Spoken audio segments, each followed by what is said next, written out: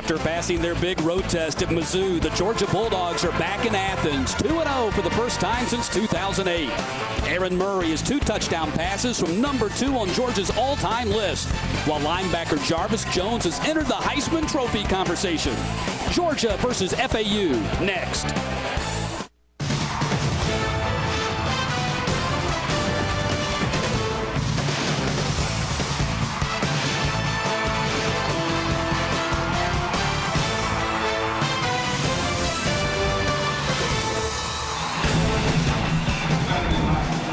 Strike up the band. It is a sparkling Saturday night in Athens, Georgia.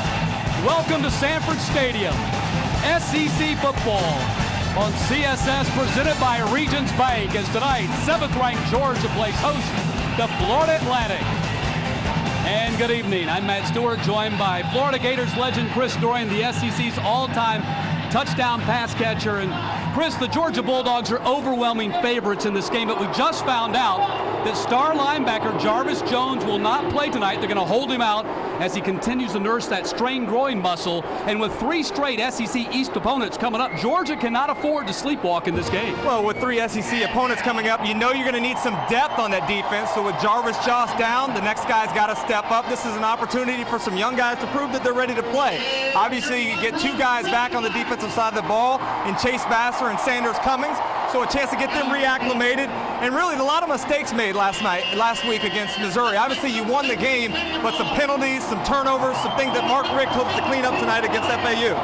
One guy Georgia knows will be ready is quarterback Aaron Murray. Mike Bobo says he's never coached a quarterback more prepared than Murray, as Murray and the Georgia Bulldogs take the field here at Sanford Stadium. And Murray is on the verge of obliterating all of Georgia's passing records. Yeah, has a chance to be a 4-year starter here in Georgia, and a guy that really is very prepared, does an excellent job of watching film, knowing what the opponents are going to do. Sometimes he comes out a little overhyped, as Mark Richt says, so they want to get him some success early and avoid the slow start they've had in their first 2 ball games. They have a bevy of talented receivers, guys that can go up and get the ball.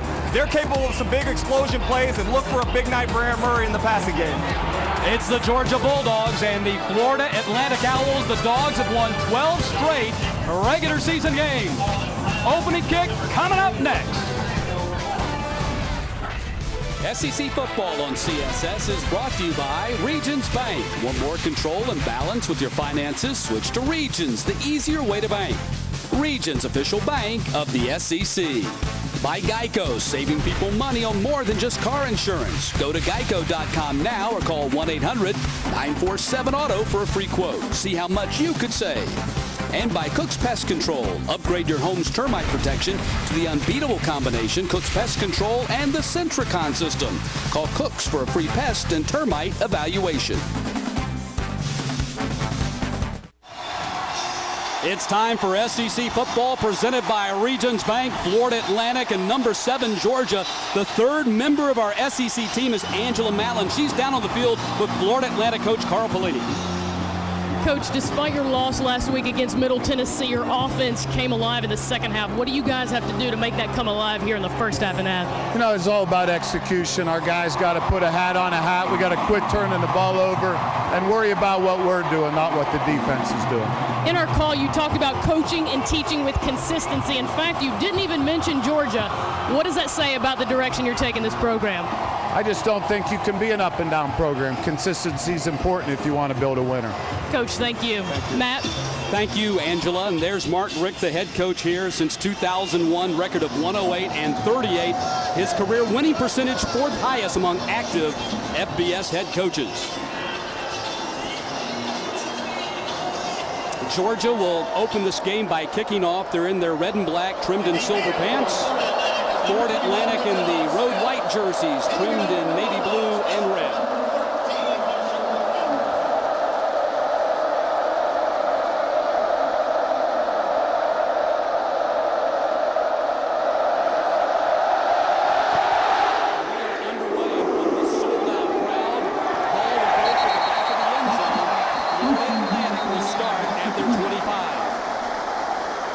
Let's take a look at The impact players from tonight's starting lineup presented by C Spire. Well, for FAU offensively, the leader is Byron Hankerson, a young wide receiving core. They're talented but inexperienced. They're going to need him to make some plays in the passing game tonight if they have a chance against this talented Georgia defense.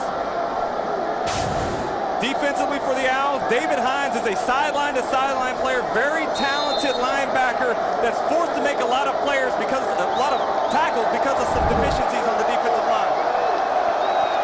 Graham Wilbert is the starting quarterback for Florida Atlantic, making his 13th career start.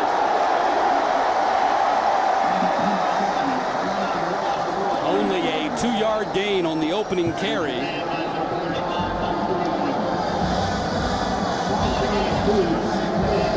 Wilbert leads the Sun Belt Conference in passing efficiency. You see his numbers. He's 45 of 35, or 35 of 45, I should say. That is a strong 78% completion rating. It was hot to start the game last week. Obviously against Middle Tennessee State, they didn't score a lot of points in the first half, but he hit his first 11 passes and need that tonight for the Owls. Wilbert to the air. Pass is complete to William Dukes.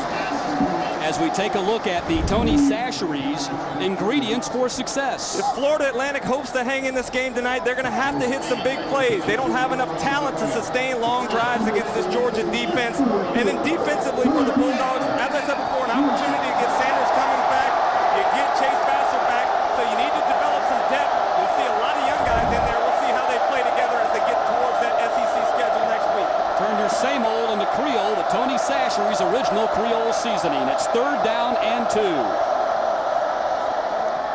First down toss to the 40-yard line. Brandon Smith making the tackle on one of our C Spire impact players, Byron Hankerson.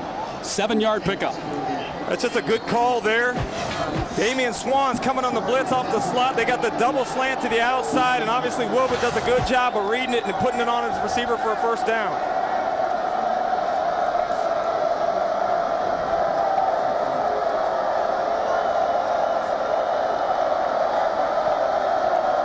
Florida Atlantic 1-1 on the season. They opened with a victory over Wagner, lost on the road at Middle Tennessee last week. To the air and broken up, trying to get the ball to William Dukes. Brandon Smith on the coverage. We talked to Tavares King yesterday. He was talking about the strengths of some of the corners they go against every day. He said Brandon Smith is a physical guy. Once he gets his hands on you, very difficult to get unlatched. And that time you saw just how strong he is on the point of contact. King said that he feels like he's a better receiver because of the secondary that he routinely goes up against every day in practice.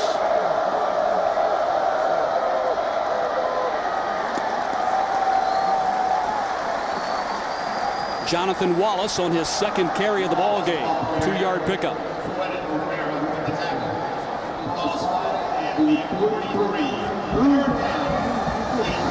see Florida Atlantic get to the line quickly, try to see what Georgia's doing defensively, and then check the sideline for the actual call.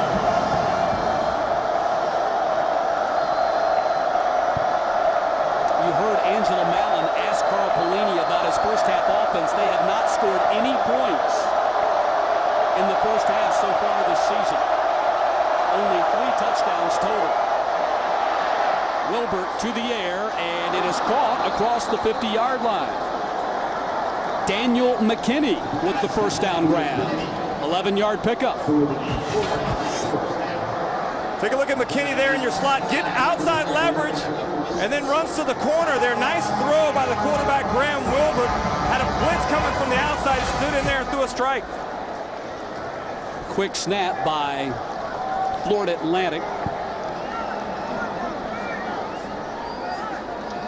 Jonathan Wallace getting the first 3 carries of the ball game. He was not even on our 3-deep depth chart for Florida Atlantic. So Carl Pelini trying to shake some things up offensively and get this offense ignited. I think what you're seeing is a lot of guys that are very similar in talent. They've had to adjust to playing in this spread style offense. So really not a whole lot of guys that recruited on this roster that fit into what Carl Pelini wants to do offensively.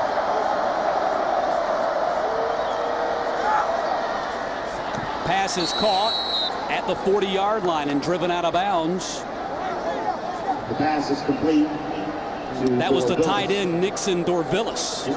Carl Pelini was very complimentary of what Graham Wilbert's done. He's a 6'6" quarterback, a guy that certainly is not fit for playing in the spread offense, but really has picked up what they're trying to do and really calms down the rest of the players and the coaches and allows them to have confidence. Look for him to continue to have an opportunity to make plays in the passing game.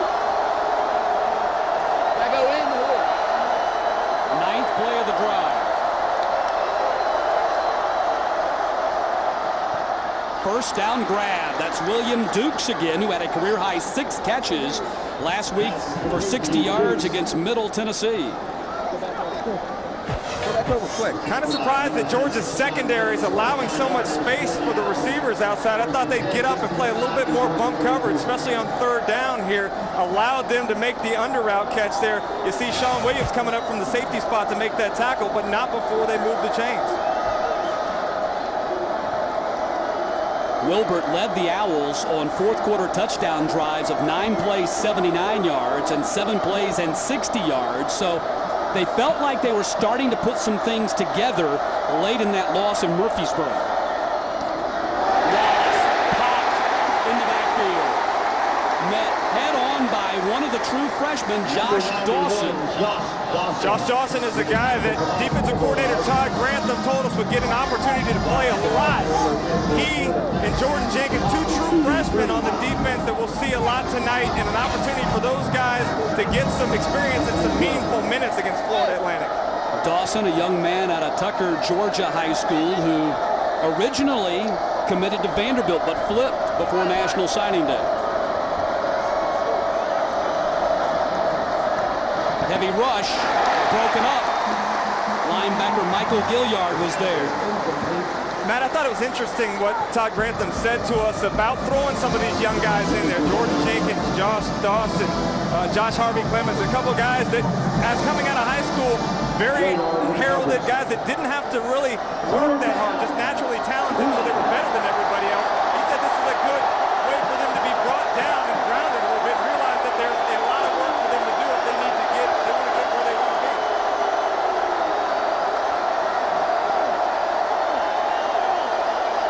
Again, Georgia playing without Jarvis Jones tonight. They're going to rest him because of his groin injury. Played through it against Missouri. Tunnel screen. Ball out! Georgia's got it, I think.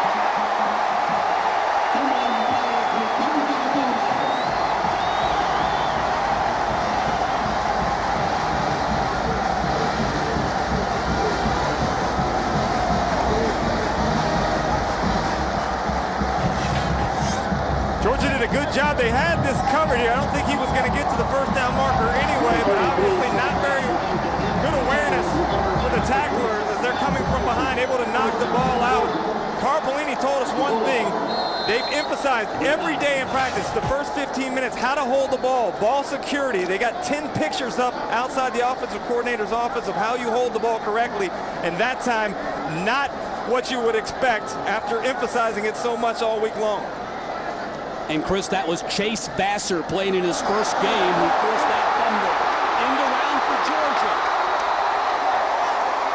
Number 17, Big gainer. Rontavious Wooten, the flanker, 24-yard pickup. Wooten, a guy that hasn't got as many catches this year as some of the other guys in the receiving corps, but very talented and explosive. A good way to get him involved early on the end around for a big game.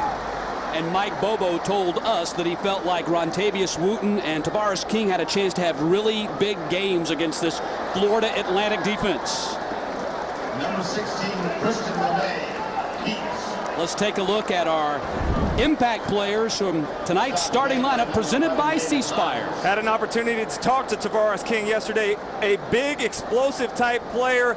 Mike Bobo said they need him to make some bigger plays than what he's made so far this year. Todd Gurley is the running back, the freshman here, kind of filling in for Isaiah Crowell. Impressive body down there before the start of the game. Todd Gurley with his first carry of the contest. Todd Gurley, the ball carrier, inside the 40. Aaron Murray junior, already graduated with a degree in psychology, working on his graduate now. Look at his career numbers, 65 touchdowns. He is too shy of matching Eric Zeier for number 2 on the list. Close to 7,000 yards. He's got a chance to pass Quincy Carter for number 4 on that list tonight as well. Needed 101 when the night started. He's to the air. Nice grab, Michael Bennett at the 35-yard line. Let's take a look at Tony Chachere's ingredients for success, starting with the Florida Atlantic defense. Well, Florida Atlantic, they have to hold up against this defense or offensive line for Georgia. They were manhandled last week, giving up 300 yards rushing against Middle Tennessee, and offensively for the Bulldogs, win on the outside. FAU is going to press their receivers a lot. They have to win in the passing game. Gurley bounces off a man. Down to the 14. Todd Gurley, 22-yard pickup for the Bulldogs' leading rusher, who came in with 165 in the first 2 games. This guy is an impressive true freshman, a guy that has big quads. When you're down there, you look at him, he's going to only get bigger as he has some time in this strength and conditioning program here at Georgia. But he's a guy that they're depending on to carry the load on the ground for Georgia this season. No doubt passes the eye test. No and then question. when you get in the game, he passes the real test. What's interesting is when you talk about recruiting rankings, it was Keith Marshall who was a little bit more highly ranked. Everybody anticipated that it would be Marshall that would be the man, but Gurley is the man who has emerged here in the early going.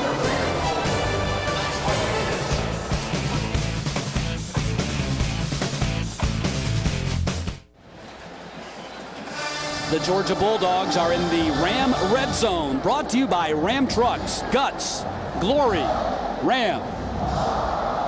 Georgia's been pretty successful so far this season down in the red zone, scoring touchdowns 78% of the time.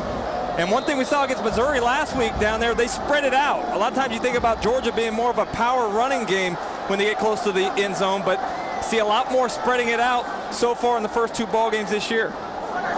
They have scored on 8 of their 9 trips inside the 20.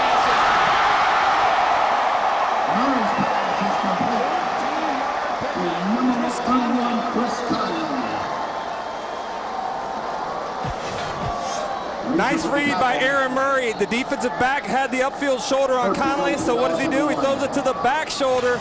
With the defensive back's back turn, it's impossible to see. Georgia got in.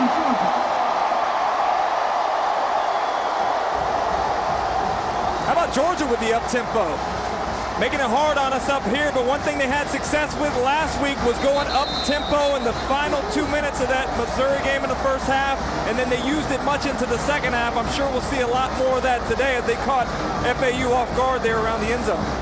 7 plays, 71 yards, and Aaron Murray said that the Bulldogs offense has really opened up because Coach Mark Richt and Mike Bobo have really shown a lot of faith in him to run it and really kind of turn the keys over to him and let him drive it. You'll see him have an opportunity to call some plays, make some checks. Really is in full control of this offense. Marshall Morgan with the PAT. Georgia on the board first. Aaron Murray with the quarterback keeper. Georgia on top, 7-0.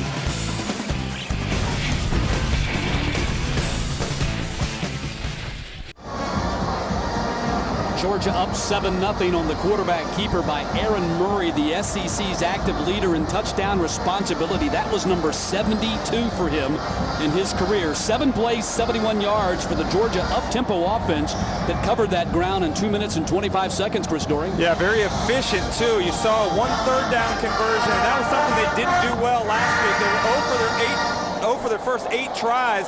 Tonight, able to hit Michael Bennett on that short completion to move the chains. But that's something, when you talk about offensive football, it's about converting third downs and getting into a rhythm. That Georgia offense right there certainly looked like they were in rhythm.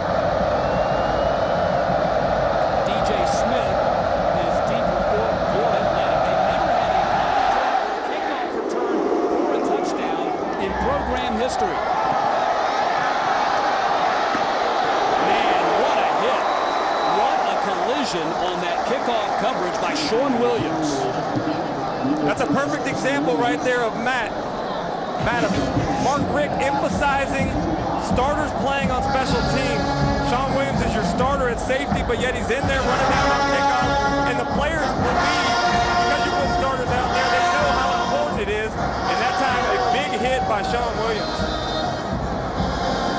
And Todd Grantham spoke glowingly of Sean Williams, really said that this is a guy that is a glue guy, makes the younger players on the team take ownership in what they're supposed to do. Invaluable to the Georgia defense, but doesn't necessarily get a lot of publicity. Another big hit by that Georgia defense, and again, it is Sean Williams. Right on cue right there. You're right, too. A lot of people think about Jarvis Jones, they think about Bakari Rambo, but Sean Williams is a guy that's been a long-time starter here, an experienced player in that secondary, and a leader for a lot of those younger guys on the defense. Grantham says he's been our stability back there the last 2 years. And again, Georgia playing without Bakari Rambo and Alec Ogletree, as their suspensions have now reached 3 games. Jarvis Jones is out. Sanders Cummings and Chase Vassar are back tonight. Another big hit. Michael Gilliard in on that one. Gilliard does a good job of reading the underneath route, coming up and making the big hit. What a ferocious bunch of linebackers this Georgia defense has. Jarvis Jones goes down, but what do you have? A bunch of guys stepping up, making plays. They're as athletic and built as any linebacking core in the country.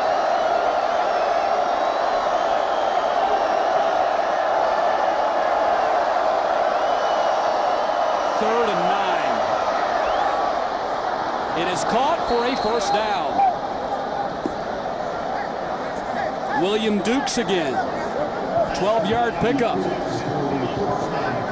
Nice presence by Graham Wilbert there.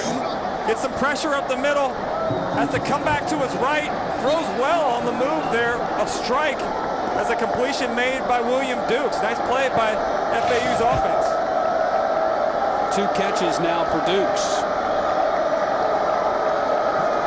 Wilbert has started 8 for 10 for 43 yards. He completed his first 11 passes of the game against Middle Tennessee to break a school record last week.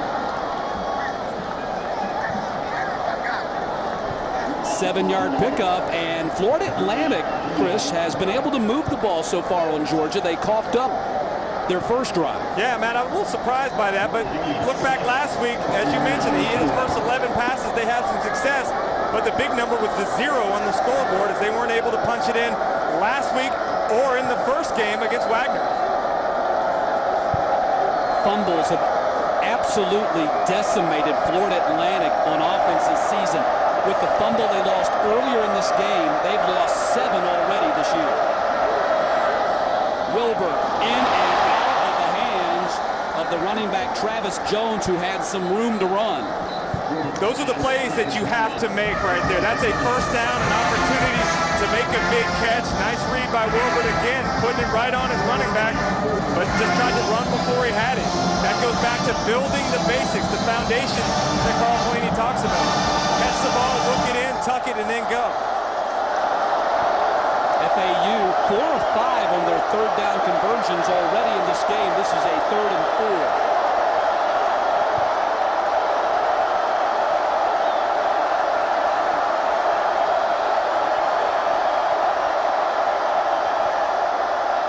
Wilbert to McKinney. It's broken up. Malcolm Mitchell making just his 2nd career start at cornerback, making the play. He had a good game against Missouri. How about this young man? He's a talented player, played almost exclusively last year at the wide receiver spot because of some lack of depth. Has had to play more corner this year. We look for him to play a little bit more wide receiver as we get into the SEC season. But Tavares King said it's terrible going against Malcolm Mitchell because of his knowledge of the wide receiver position. That time did a good job of sitting on the smash route, came up and knocked it away, forcing 4th down. Freshman Sean Kelly to punt for Florida Atlantic. Damian Swan making a catch at the 15. Not going much further beyond that. 4 minutes and 43 seconds left in the first quarter. Georgia back on offense when we get back, already leading 7-0. Georgia up 7-0, getting the ball back for a second time. We are at the New York Life, 1st and 10. It is brought to you by New York Life.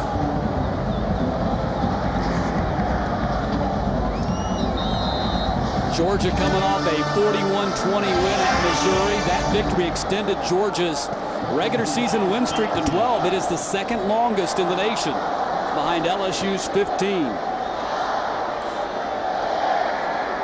Complete. Tight end. Big Arthur Lynch with the grab. 17-yard pickup, Chris. This time Georgia goes under center in a run-based formation. Little play action, and the tight end wide open down the field hits Lynch right in the hands for a big first down.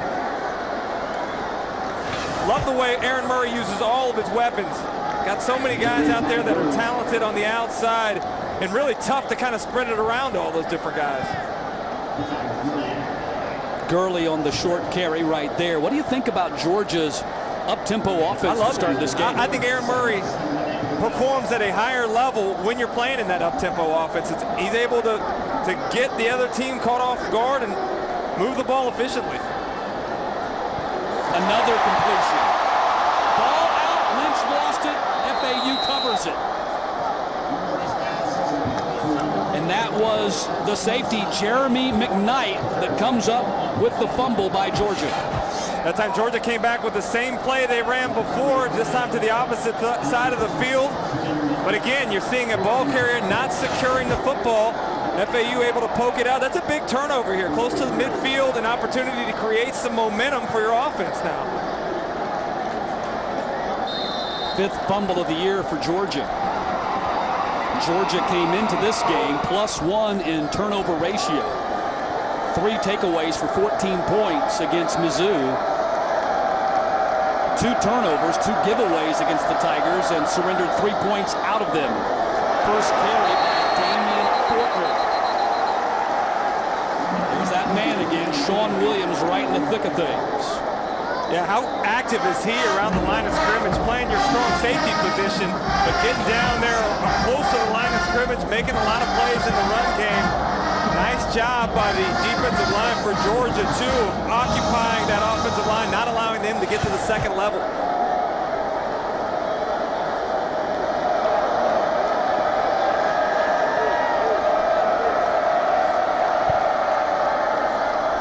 Pump fake. And broken up.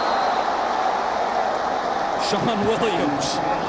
How many times can we say Sean Williams' name in the first quarter, Chris? We've seen him in a special teams tackle. We've seen him making a tackle the play before. This time a big pass breakup. Wilbur got away with one there. He threw late. He stared down the receiver, pumped once, and threw late. Very easily could have been an interception for Georgia.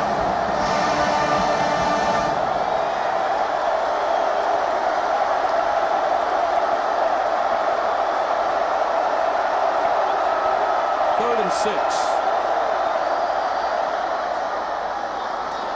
Is a first down catch for Florida Atlantic. Matt, how about the anticipation of Graham Wilbur that time? Had his tight end running a little stick route, ends up throwing the football before his receiver gets his head around. That's just great timing, a very difficult pass to defend. Second catch for Dorvillis. Impressed with Wilbur. He is not really the quarterback that they ultimately, or the type of quarterback that they ultimately see running the Florida Atlantic offense. They want to run a spread. They want to have an athletic quarterback. He is a true pro-style quarterback at 6'6", 225, but he's their best option right now. Big hole. Jonathan Wallace. That is actually Fortner, pardon me, Damian Fortner on the touchdown run of 43 yards, and Florida Atlantic with their first half touchdown of the season.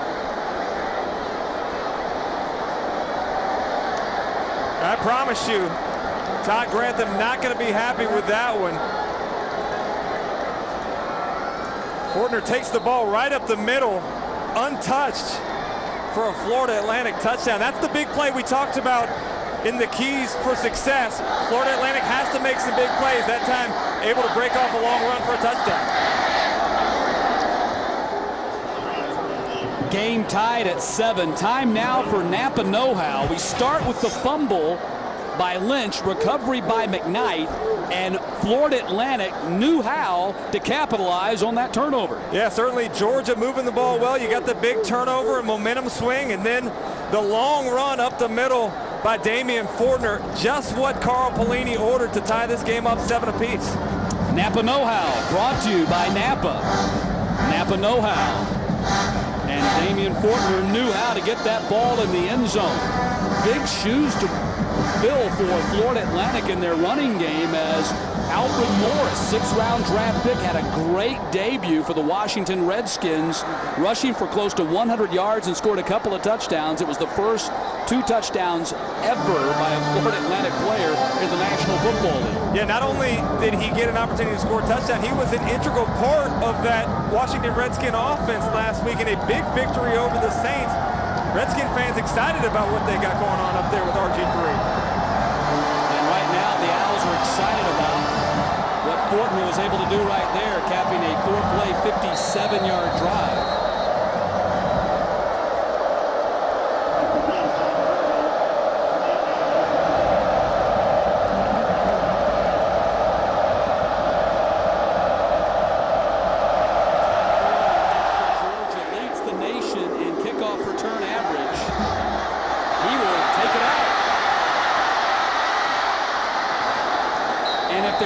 As you see a flag on it, if there's one thing we've learned in the first 3 weekends of this college football season with the new kickoff rules, Chris Doering, is that if the ball is kicked in the end zone, it's best for you to take a knee. Yeah, you get it out at the 25-yard line. That time, not only did Gurley bring the ball out, probably against the advice of his up back. During the return, illegal block in the back, number 23 on the return team.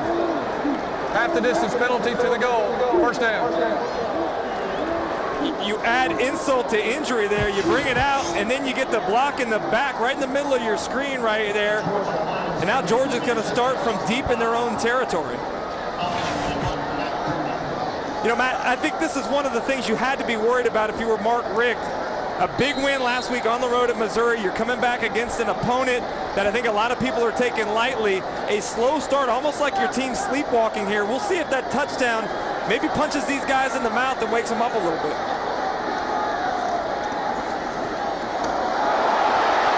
Marshall out across the 20. Number 4, Keith Marshall, the ball carrier. 20-yard pickup for Keith Marshall. There's the other true freshman you talked about earlier. A guy that is equally as explosive as Gurley is. We'll see a lot of him tonight as well. Murray with protection.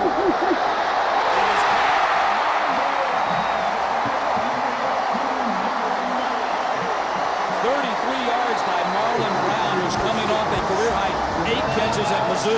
That, my man, is a nice throw. Aaron Murray rolling to his right, throwing the deep ball as well as any of the quarterbacks in the conference. I think you think about Tyler Bray, you think about Tyler Wilson, but Aaron Murray is as good of a deep ball thrower as anybody else in this conference. Marlon Brown and Michael Bennett both coming off career-high performances against Mizzou, and Mike Bobo said they were not surprised at all. They've been doing that in practice all camp, and there's Bennett right on cue, close to a 10-yard pickup. You got a very deep and talented receiving core for Georgia. The one thing you want to see from them is a little more consistency. Last week, big weeks from Bennett and from Marlon Brown, but some drops. That time, Bennett does a good job of catching the ball behind his ear, turning up for a first down. And Chris, they really like the matchup of Marlon Brown and or Michael Bennett in the slot. They feel like they can eat that up all day. Murray's pass is complete to number 12, Tavares King. He stopped at the 2. That's 28 yards. First down, Georgia.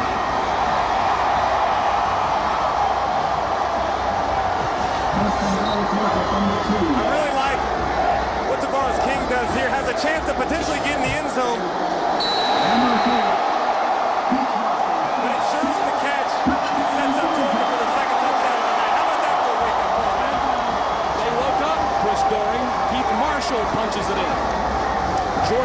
answers quickly to the Florida Atlantic touchdown by going 94 yards.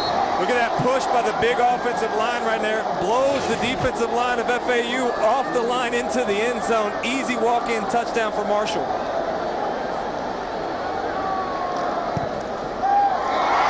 Marshall Morgan, PAT.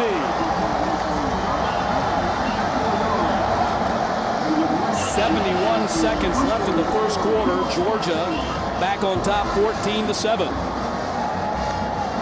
94-yard drive, and it took them only 5 plays. The SEC plays on CSS coming up next Saturday night. Chris Doring and I, along with Angela Mallon, will be on Rocket Top.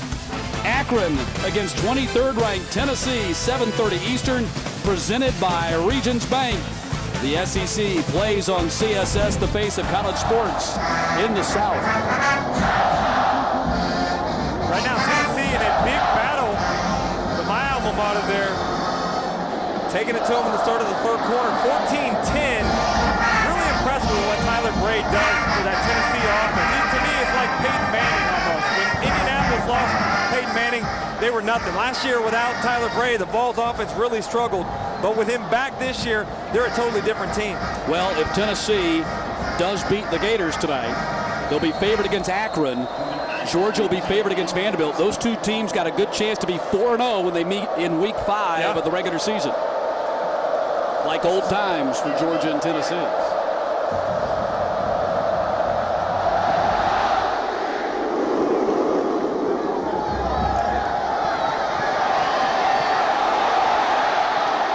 DJ Smith up to the 22-yard line and a flag out. Let's check in with Angela Mallon down on the sideline. Matt, Jarvis Jones has been pacing the sideline. He's been sitting down a good bit, hands on his hips, a frown on his face. That last touchdown was the first time I saw a positive expression. Now, just before the defense went out to take the field, he said, guys, we've already given up 123 yards. Let's go. Step it up. National Player of the Week, Chuck Bednarik Award, Bronco Nagurski Award, Walter Camp Award, SEC Defensive Player of the Week Award. This young man is now in the Heisman Trophy conversation after his monster performance against Missouri. And you and I and Angela had a great chance to sit down and talk to this young man yesterday.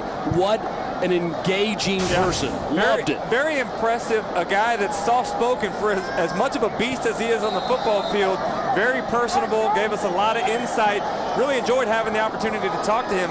And this is a guy that, if he's able to continue to affect ball games like he did against Missouri, has a chance to potentially be in New York for that Heisman announcement. Number 2 on Mel Kiper's big board, by the way. Long way before we start talking NFL draft, but that's in his future. In Florida Atlantic's future right now is a heavy dose of Sean Williams. I really like the way Sean Williams has been so active tonight, not only in the run game, knocked away a couple passes in the secondary there. He's affecting the game in Jarvis Jones' absence. We've already had 229 yards of offense. I'm sorry, 329 yards of offense in this first quarter combined.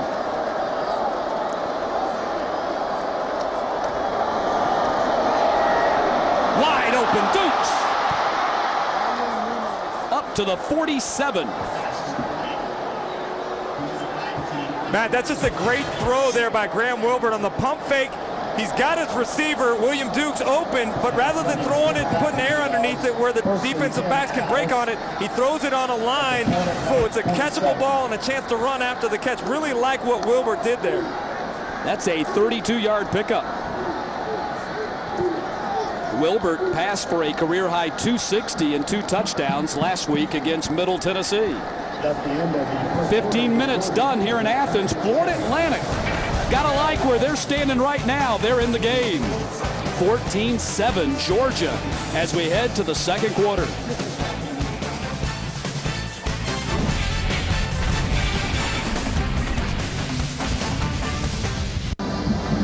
Start of the second quarter, SEC football presented by Regions Bank with 7th-ranked Georgia leading Florida Atlantic 14-7. Time now for the USPS first quarter stats. And the worst offense in FBS last year, and Chris Doring, FAU's got 157 on Georgia in total yards right now. That's an impressive number. I think the even more impressive number that doesn't show up on there is the time of possession. FAU had it for almost 10.5 minutes that quarter. Those first quarter stats brought to you by the U.S. Postal Service. Fortner, who had a 43-yard touchdown run in that first quarter, 3-yard pickup right there. Obviously, Georgia's kind of lived by the big play here early on, but you'd like to think that Georgia's defense would be able to get FAU off the field. FAU's done a good job on third down tonight, creating some continuity offensively, and that's exactly what Carl Pelini was hoping for coming into this ballgame.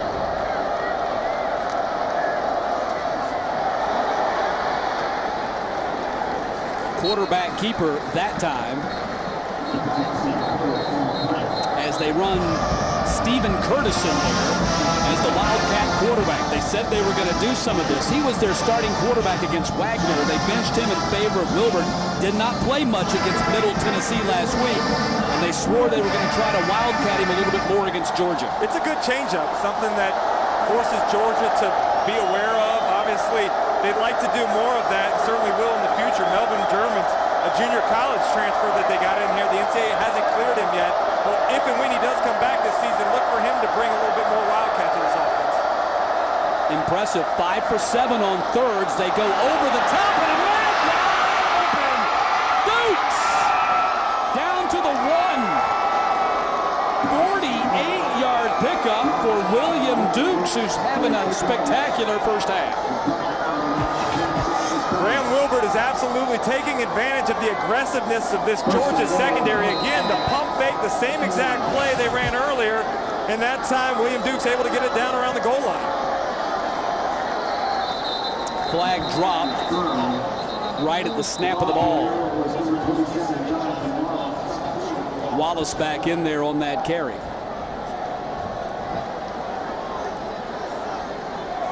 David Smith is our referee tonight.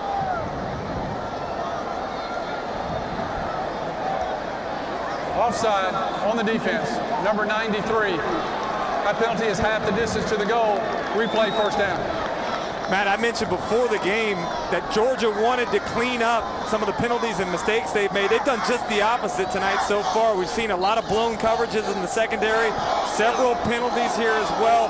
Again, I think this is part of the hangover from that big win against Missouri last week in Columbia. Georgia with a late personnel switch.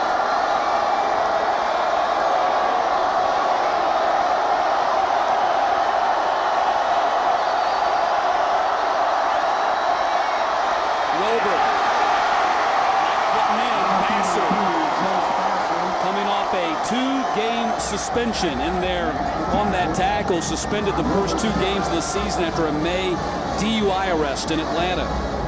You don't think of Graham Wilbert as being a big running threat, but at 6'6", 225 certainly is a load to bring down. That time Vassar very active along the line of scrimmage. They're able to come up and make the hit in the backfield.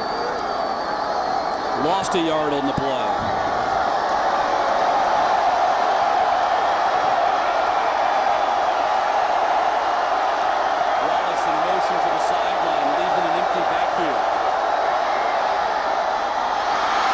Billis, the tight end, touchdown.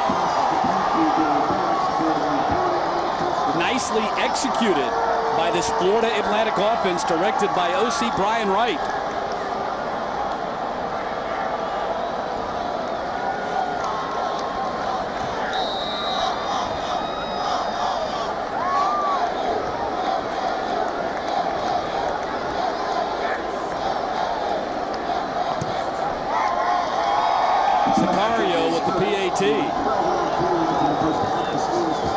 Carl Pelini's team on the road, hanging in. Big catch by William Dukes, got him down in striking distance, then Dorvilius shut the door.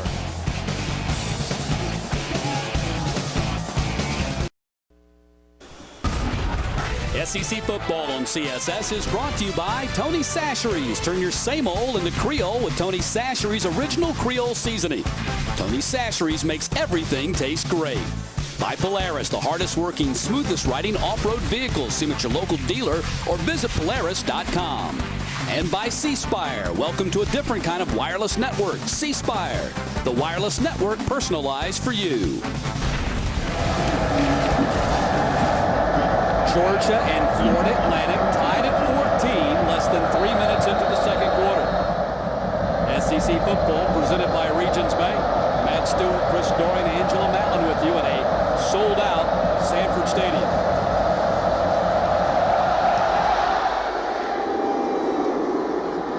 Gurley from the 3.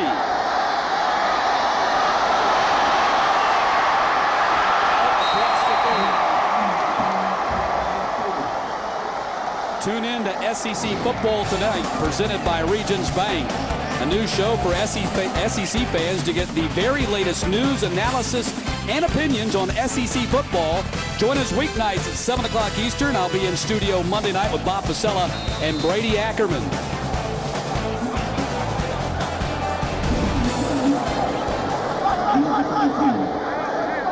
Georgia back on offense. That has not been the problem for Georgia tonight, Chris Dorian. It's been the defense as Gurley changes direction. Across the 50, McKnight trips him up at about the 46.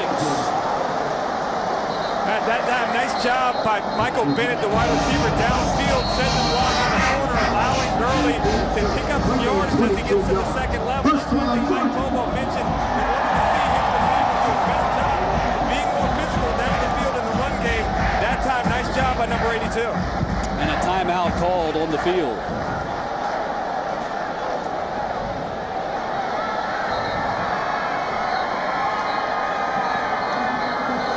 Surprising score here as Georgia knotted up against Florida Atlantic, and time now for the Regions Bank SEC Trivia Challenge. And here it is. Who is the only non-conference team to beat Georgia at home under Mark Richt? Bulldogs 45-1 during the Richt era here at Sanford Stadium. One team tripped them up. Who was it? And football fans, be sure to visit the Regions tent at Saturday's game, September 29th, as Ole Miss takes on Alabama for their SEC Trivia Challenge event. Regions Bank is the official bank of the SEC.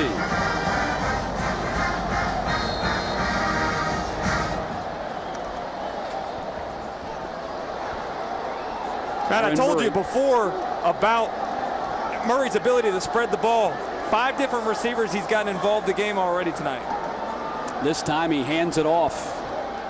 And Murray has already passed Quincy Carter and moved into 4th place on Georgia's career passing yardage list, approaching now 7,100 yards. By the time it's all said and done, that man right there will own all of the passing records, and fairly impressive given the names on that list that have played here. Eric Zier, you mentioned Quincy Carter, obviously David Green, a great player here in the Southeastern Conference as well, but he has a chance to break all of those records because I think he'll end up being a 4-year starter. I don't think he'll go to the NFL after this season. Including the guy who did go early to the NFL, number 1 draft pick Matthew Stafford, going to break his records too, and a big pop on Gurley as they left him out to dry, and DJ Smith lit him up. Let me tell you who's not very happy with Aaron Murray right now, and that's that young man, Todd Gurley, on the swing pass, just let him upfield a little bit too far and got him absolutely blown up by Dewan Smith, I'm sorry. It is 3rd down and 6. Second 3rd down conversion attempt for Georgia in this game.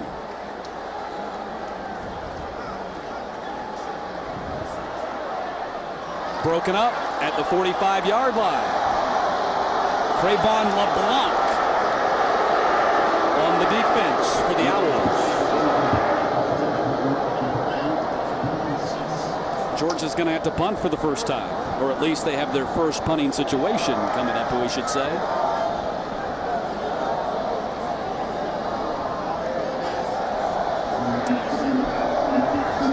This is the freshman Colin Barber, who's 10th in the SEC in punting average, just under 40 yards per kick. First time since 1985, Georgia's had to replace both their punter and their kicker in the same year. And that one bounces into the end zone. All right, let's Let's answer our Regions Bank SEC Trivia Challenge. Only non-conference team to beat Georgia at home under Mark Richt. And that's a tough one. I don't know if I know the answer. It was Paul Johnson's Georgia Tech Yellow Jackets. First time Johnson ever played against Mark Richt in the rivalry. Got the best of it as Jonathan Dwyer and Roddy Jones, I should say, much to the chagrin of Georgia fans who remember it, ran wild on the Bulldogs that day. Matt, I'm one of the few Gators that's had an opportunity to play in this stadium, and this is as big of a home field advantage as you have an opportunity to play in front of. So obviously not surprised by the success that Mark Richt has had here between the hedges.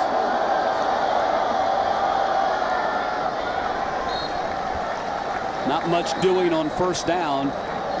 Chris, what's up with this Georgia defense that has allowed over 210 yards of total offense to a team that has been anemic offensively, not just this year, but last year too?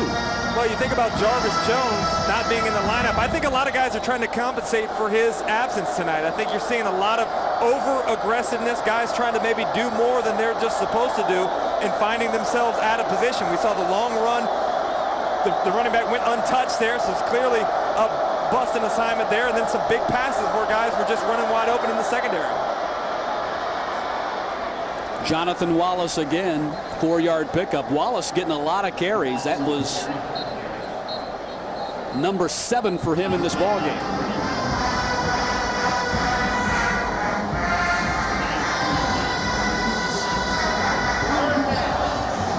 Florida Atlantic averaged 12 points per game, or have been averaging 12 points per game here in 2012, 111th in the nation. They're already obviously over that number here tonight. And they've been strong on third downs too.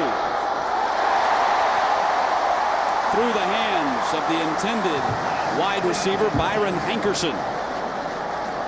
Again, you're seeing the Georgia cornerbacks playing physical with those FAU receivers. Did a good job of breaking up the timing there, forcing the throw out in front. Byron Hankerson needs to push that up the field a little bit before coming underneath. I think he was at the spot before Wilbur was ready to throw the football.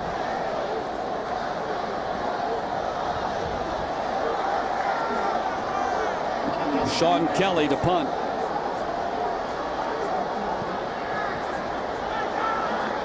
Damian Swan retreating. Crosses the 30, dropped at the 32. Naismith on the tackle for Florida Atlantic with 9.5 to play in the first half. Surprisingly, Georgia and Florida Atlantic tied at 14.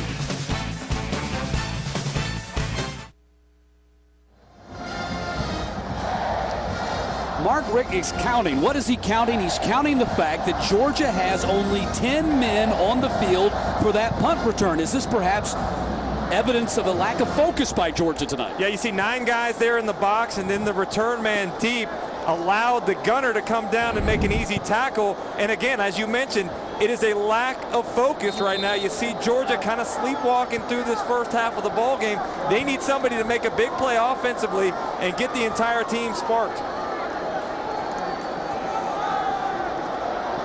Marshall. Down to the 40. Keith Marshall letting them legs go tonight. That's a 28-yard gain. Take a look at that big offensive line right there, getting out in front of Marshall, opening up a gaping hole for him as he goes down the sideline for a big gain. That's what I think Georgia needs to do more of. As I mentioned before, FAU gave up 302 yards on the ground in Middle Tennessee State last week. I think they need to go back and run it right down their throat here on this drive. Marshall this time, not as much. Stay up to date with the CSS experts. You can follow me at Matt_Stewart CSS. You can also find us on Facebook and follow at CSS Sports on Twitter to get the latest news and programming updates.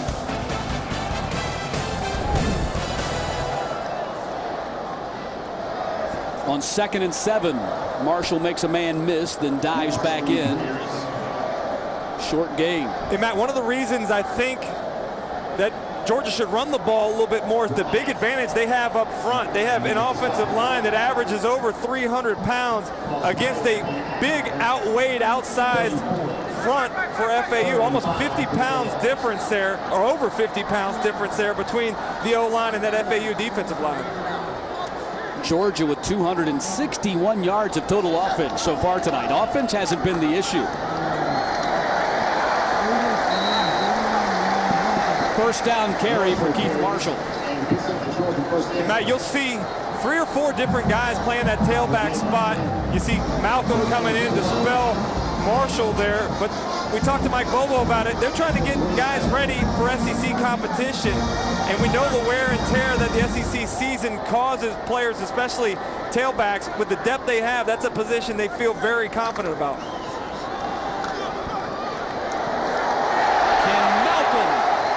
Spinning through the line, dropped by the safety McKnight, but a big gain by Ken Malcolm on his first carry of the night. Malcolm, a big back at 225 pounds, does a good job after contact, and Carl Pelini said they did a poor job last week of tackling, allowing far too many yards after contact. That time, a good job by the defensive line for FAU and getting some penetration and hitting the runner in the backfield. David Hines, the leading tackler in the Sun Belt Conference, was in on that tackle that time as Malcolm was dropped for no gain. Third down and short coming up for Georgia. Here's where I want to see Georgia's offensive line get a push, come off with some aggressiveness, take ownership of this drive, and blow that defensive line of FAU off the ball.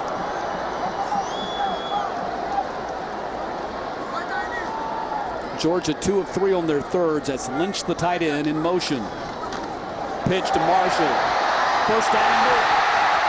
Marshall diving for the end zone. Ball out after he hit the ground. It's going to be down at the 1.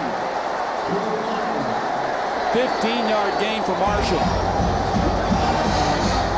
Love the call right there from Mike Bobo. He fakes the inside run and then outflanks the defense there with the toss to Marshall to set him up inside the 1. Murray. Touchdown.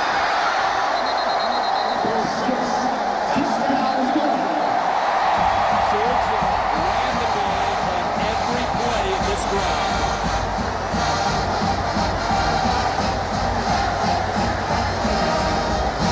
Matt, as easy it is to become enamored with the passing game, you have a huge advantage running the football. And that time, Mike Bobo committed to running it right down the field. An easy drive for Georgia to get their 3rd touchdown of the night. Twice Murray has snuck it in. Morgan pops it through. 29 and a half. The new score is Georgia 21, Ford Atlantic 14. Keith Marshall scampered down to the 1. Then Murray punches it in. 6.5 to play in the half. Georgia back on top.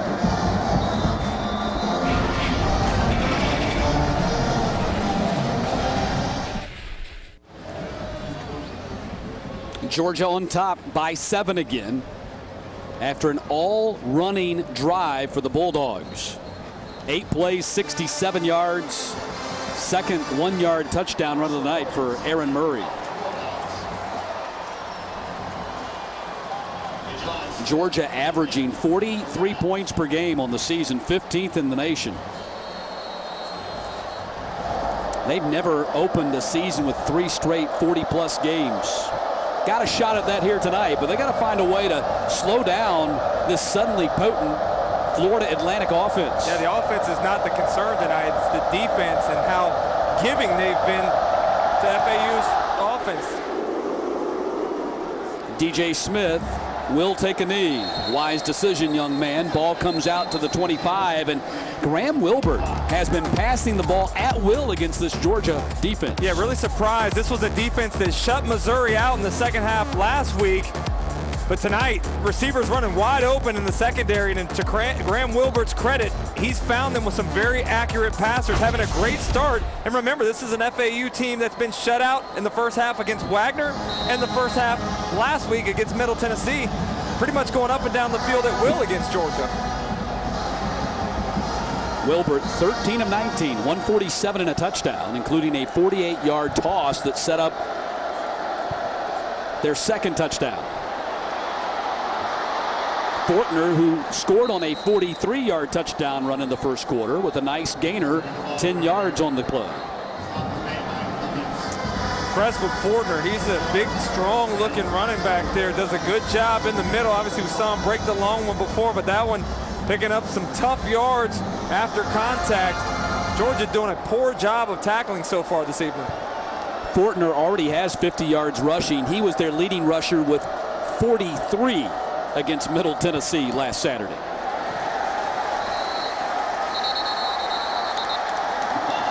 Nothing doing that time for Jonathan Wallace. That's the freshman Josh Dawson, another guy that defensive coordinator Todd Grantham said we'd have an opportunity to see a lot. They think a lot of him.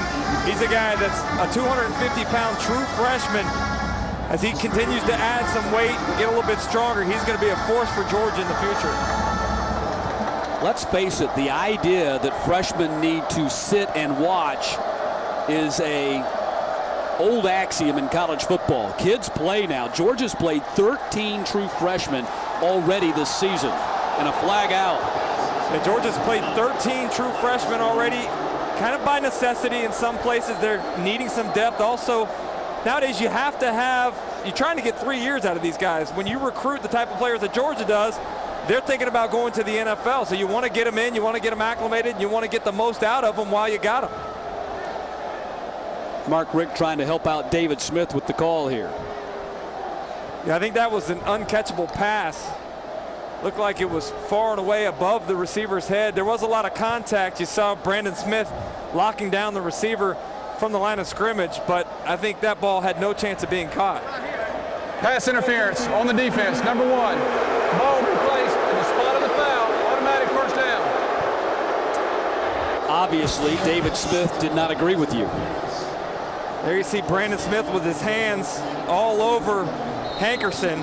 But again, I think that ball is way too high for Hankerson to make a play on. Not sure if I agree with that, but another first down close to midfield for FAU. Rick still trying to make his case for future reference, no doubt. It's a first down for Florida Atlantic.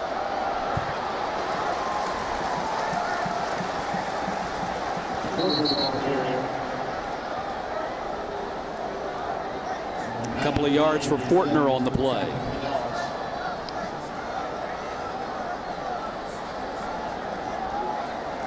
Pretty strong offensive showing for this Florida Atlantic team, who came in the game with more lost fumbles, or twice as many lost fumbles as touchdowns scored in their first 2 games. Georgia having a hard time getting lined up. Seems like they're confused with some of the formations and personnel groups that they're running in there. You see the inside linebackers flip-flop, and they really seem out of sorts.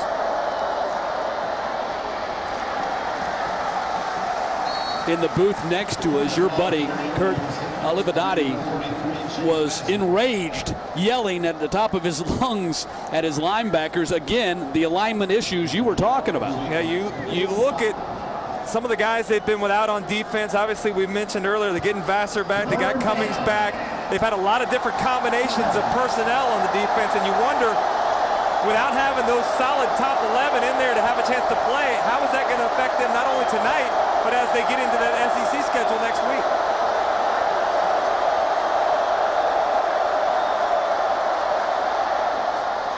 Nice grab. And Fortner has a first down on an 8-yard pickup. That time they split Fortner, the running back, out wide in the slot, just runs an under route, and that's a mismatch right there. Has Herrera covering him, able to make the completion to move the chains. FAU now 7 of 10 on third down conversions.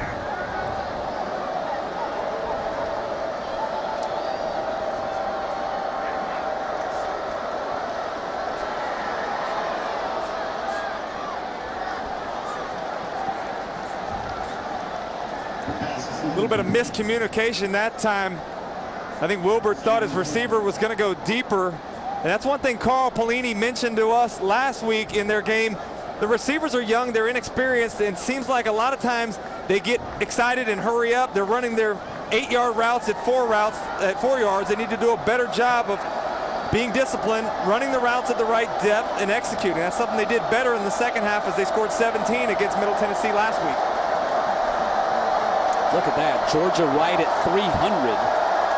Florida Atlantic at 235. Martese Jackson, the little scooter bug back who ran for 99 in their win over Wagner, but did not play against Middle Tennessee with an ankle injury last week. Gets a 5-yard pickup on his first carry of the night. Nice changeup. You saw Fordner in there earlier. He's a little bit more the power back. Jackson at 165 pounds, 5'6", easy to get lost behind that offensive line. Another third down here for Florida Atlantic.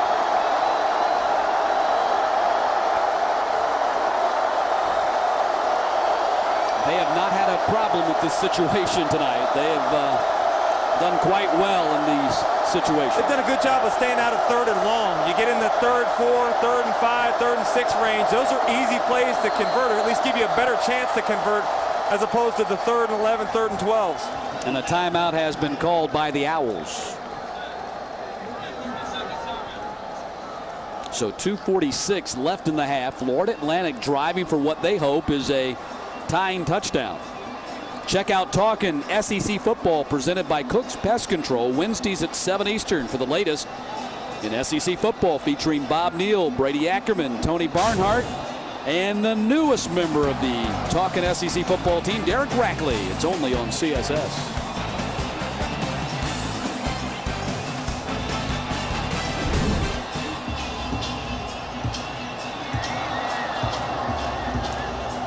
Earlier in the ball game, we saw Georgia very soft in coverage on 3rd down. They gave up some easy slants, some under routes. I'd like to see Georgia step up, play a little man, play a little press there, allow Brandon Smith to get his hands on a receiver. If I'm FAU, I'm looking to run some sort of cross or some sort of rub route perhaps to try to get off some of that man coverage and allow one of your receivers to get open underneath. You saw Jarvis Jones. He's been relegated to spectator and cheerleader tonight. Perhaps a little bit of coaching from the SEC Defensive Player of the Week. They're holding him out as they rest his groin injury. Can they get him ready to go perhaps here in the second half? I don't think it would take much to get him ready. Blitz coming. Georgia comes strong with the blitz that time. Actually, I don't know if that was really blitz as much as it was just Cornelius Washington getting in there with a heavy pass rush. They brought some pressure that time. They matched up just like I thought they would. They played press, cover one. That means one safety in the middle, and forced Wilbert to get rid of the ball before he was ready. But as you mentioned there, guys coming unblocked. I like the pressure. I like the aggressiveness, forcing Wilbert to throw the ball before he's ready. Damian Swan tweeted me yesterday that he said he was hoping to take one back with me calling the game. I've known Damian a long time from his high school days at Grady High School in Atlanta. He's not going to get a chance on this one right here, as it's going to pounce into the end zone. Man, that was a dangerous kick for Georgia because Swan was in the vicinity and it started taking some crazy hops. That's where you yell, Peter, Peter, Peter, get everybody out of the way, including Swan, and not allow that ball to take a funny bounce and ricochet off your leg. So Georgia goes on offense from the 20-yard line with 2 minutes and 33 seconds left. Georgia ran the ball exclusively on their last touchdown drive. If I'm Georgia, I'm not trying to get in a hurry. Again, you had some success running the football on the last drive. 2 minutes and 33 seconds is a long time, especially with 3 timeouts. I look for Georgia to continue to run the football, mix in some play action pass, and see if you can take advantage of FAU having to run support, maybe hit one over the top. Chris, Georgia's averaging 11 yards per play. Gurley, hard lick right there, shoved out of bounds. As we take a look at Georgia's first 5 possessions, and 3 of them resulting in scores. A fumble killed them on the second possession, and they punted on the 4th. Yeah, they've only stopped themselves so far. It's been errors. You saw the fumble. We had some penalties early on that have forced Georgia to really stop themselves. This is an offense that's very talented, and if they execute and clean up those errors, I don't think FAU can stop them. Murray, heavy rush, and he goes down, and there's a flag out. I believe we've got a face mask there. Kayvon Sherrill got him, but also there's a penalty. That's a dangerous play right there, Matt. Obviously, referees are very sensitive to the face mask penalty, but you see the FAU defender come in and almost just take Aaron Murray's head right off. Personal foul, face mask on the defense, number 95. 15-yard penalty from the previous spot. First down. Take a look off the right side of your screen as the big defensive lineman nearly rips his headgear right off his head. Scary play.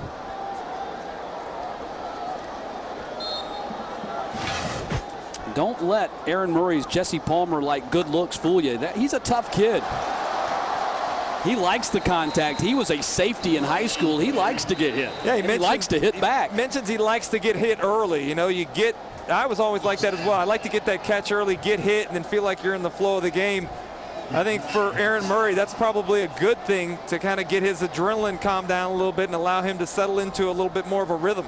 Did I get that right? I know Jesse's a teammate of yours, a former teammate. You think Murray's in the same category? He's definitely a good-looking guy. You know, I think that Aaron Murray, obviously very talented on the football field, extremely smart in the classroom. As you mentioned, a guy that's already graduated in his junior season. He could have taken the easy route. Yeah. He could have extended it, but he graduated and is now taking a full load of grad school classes. He said it's very demanding, but his teachers have done a good job of understanding how his schedule is. He expects it to get a little tougher in the spring, though. He's working on his graduate degree in industrial and organizational psychology. Double move. Got a man running open. Touchdown, Michael Bennett, 67 yards.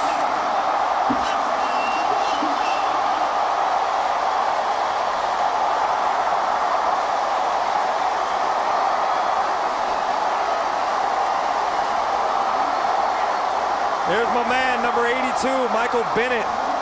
Just a sophomore, and as Mike Bobo told us yesterday, they look for more consistency out of Bennett. Had a couple drops last week, but made some big-time catches. That time, Murray returned the favor with a little pump and go, hitting Bennett for a big touchdown.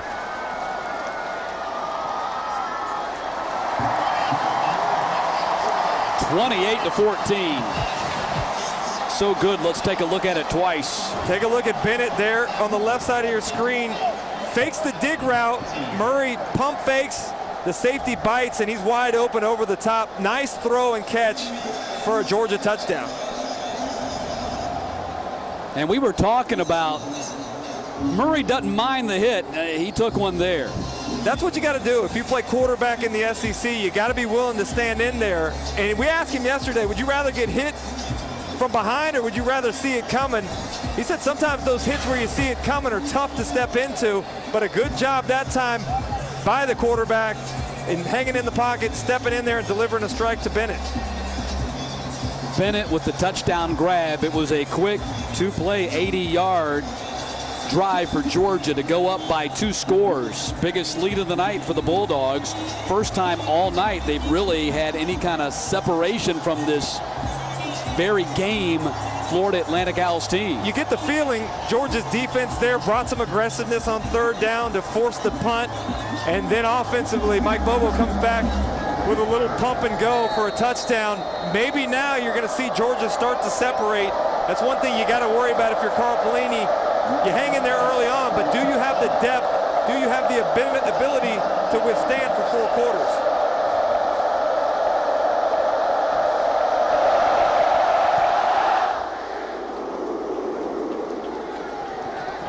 From the goal line, DJ Smith doesn't get back to the 20. That was career touchdown pass number 66 for Aaron Murray. Leaves him 1 shy from tying number 2 Eric Zier, and just 6 behind David Green. Matt, he's going to have a chance here before halftime if Georgia wants it. They got 3 timeouts left.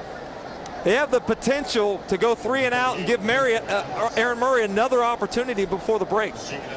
Man down for Georgia.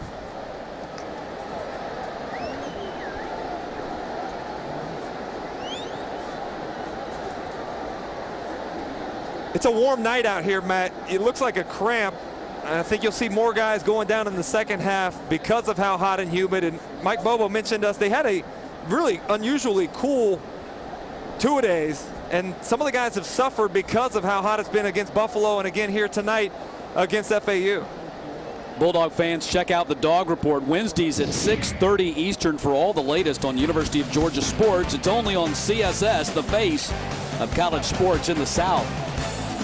And here's some future Georgia Bulldogs as we take a look at the top 5 prospects. Shaq Wiggins out of Sandy Creek down in the South Atlanta area. Tramel Terry out of Goose Creek, South Carolina. Great wide receiver. Bryce Ramsey, maybe the heir apparent to Aaron Murray. Fine quarterback out of Camden County High School. And Trey Matthews, safety out of Noonan, Georgia, same school that produced Alec Ogletree for the Bulldogs. You see Georgia ranked number 7 in the ESPN recruiting rankings.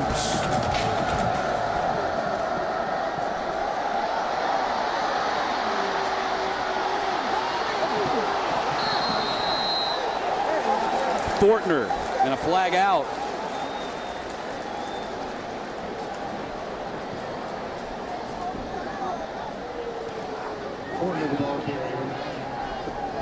It's going to be a hold out here on the outside by the receiver, and that's a tough call because you got a big gain, you get out of bounds, you got some potential to. Number 88 on the offense. 10-yard penalty from the spot of the foul. Replay first down. You got a potential to put some points on the board before halftime, but the holding call there on the wide receiver, Jensen Stoshak, is going to bring it back. Clearly, locked up, yeah. You can't get your hands on the outside. If you're a receiver, you got to keep your hands on the inside. He got him out there easily visible in the line of sight for the referee.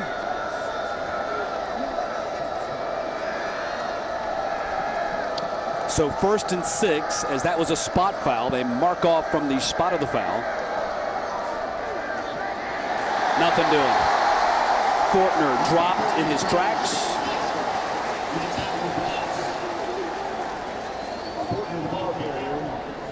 Jordan Jenkins, he's that other true freshman that we've been talking about a lot tonight. Jenkins getting in on that tackle, and there's Vassar as well.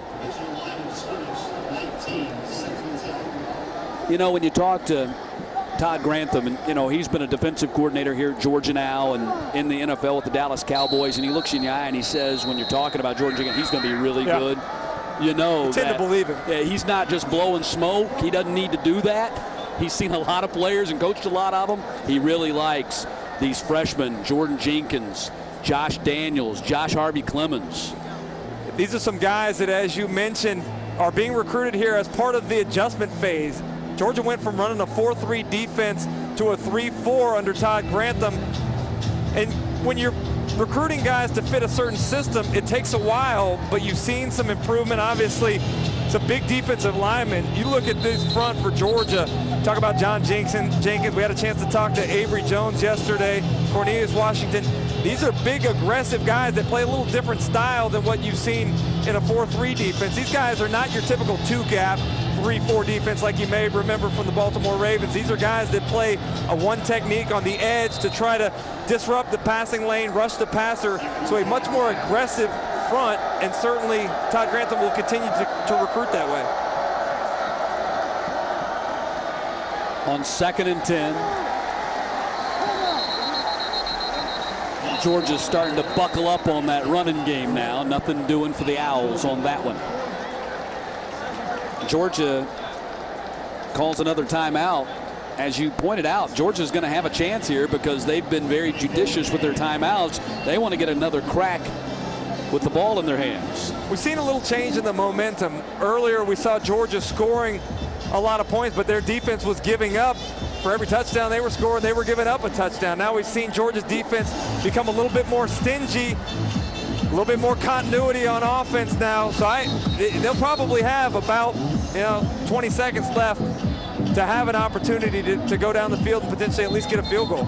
I'm guessing at some point in this first half, the man there in the black shirt, Todd Grantham, gave him a little stern talking to after those first couple of possessions where Florida Atlantic, especially in the passing game, was able to run wild. Yeah, we saw the emotion up here in the booth next to us, as you mentioned, from some of the defensive coaches for Georgia. I guarantee you Todd Grantham, a normally animated coach as it is, was getting after some of those players. And as we mentioned, without having Jarvis Jones in there, he is not only the leader on the field of play, but he's also your emotional leader. And I think without him, there was a void that needed to be filled, and we're starting to see that with guys like Sean Williams stepping up. Heavy rush. Big gainer for Fortner. Picks up a first down.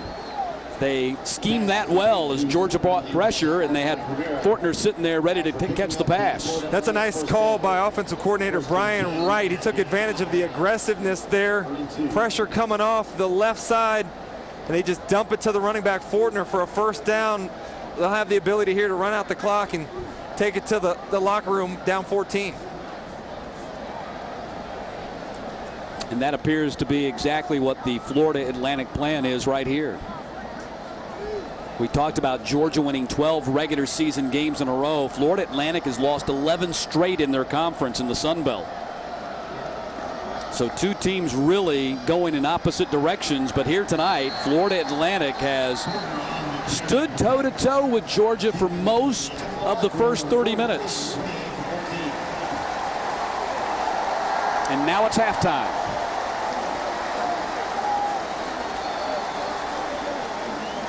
Time now for the Principal Financial Group Edge to the Game. It's time to see your financial future. It's time to dream again with the Principal. And here's Angela Mallon with head coach Mark Richt. Coach, what concerns you most about the yards your defense gave up in this first half? Just the fact that they gave up that many yards. I mean, they're doing a fine job. They're running the ball well. They're very pinpoint on their passing game, quick game, and then we put a couple double moves on us for big plays. I think they've had a heck of a plan. They're just executing real well. How would you say Aaron Murray and your offense executed this first half? Well, not bad. We punted once, and I know we had a turnover. That's not good, but overall, moving the ball pretty good. All right, thanks, Coach. Matt? It's Georgia 28, Florida Atlantic 14.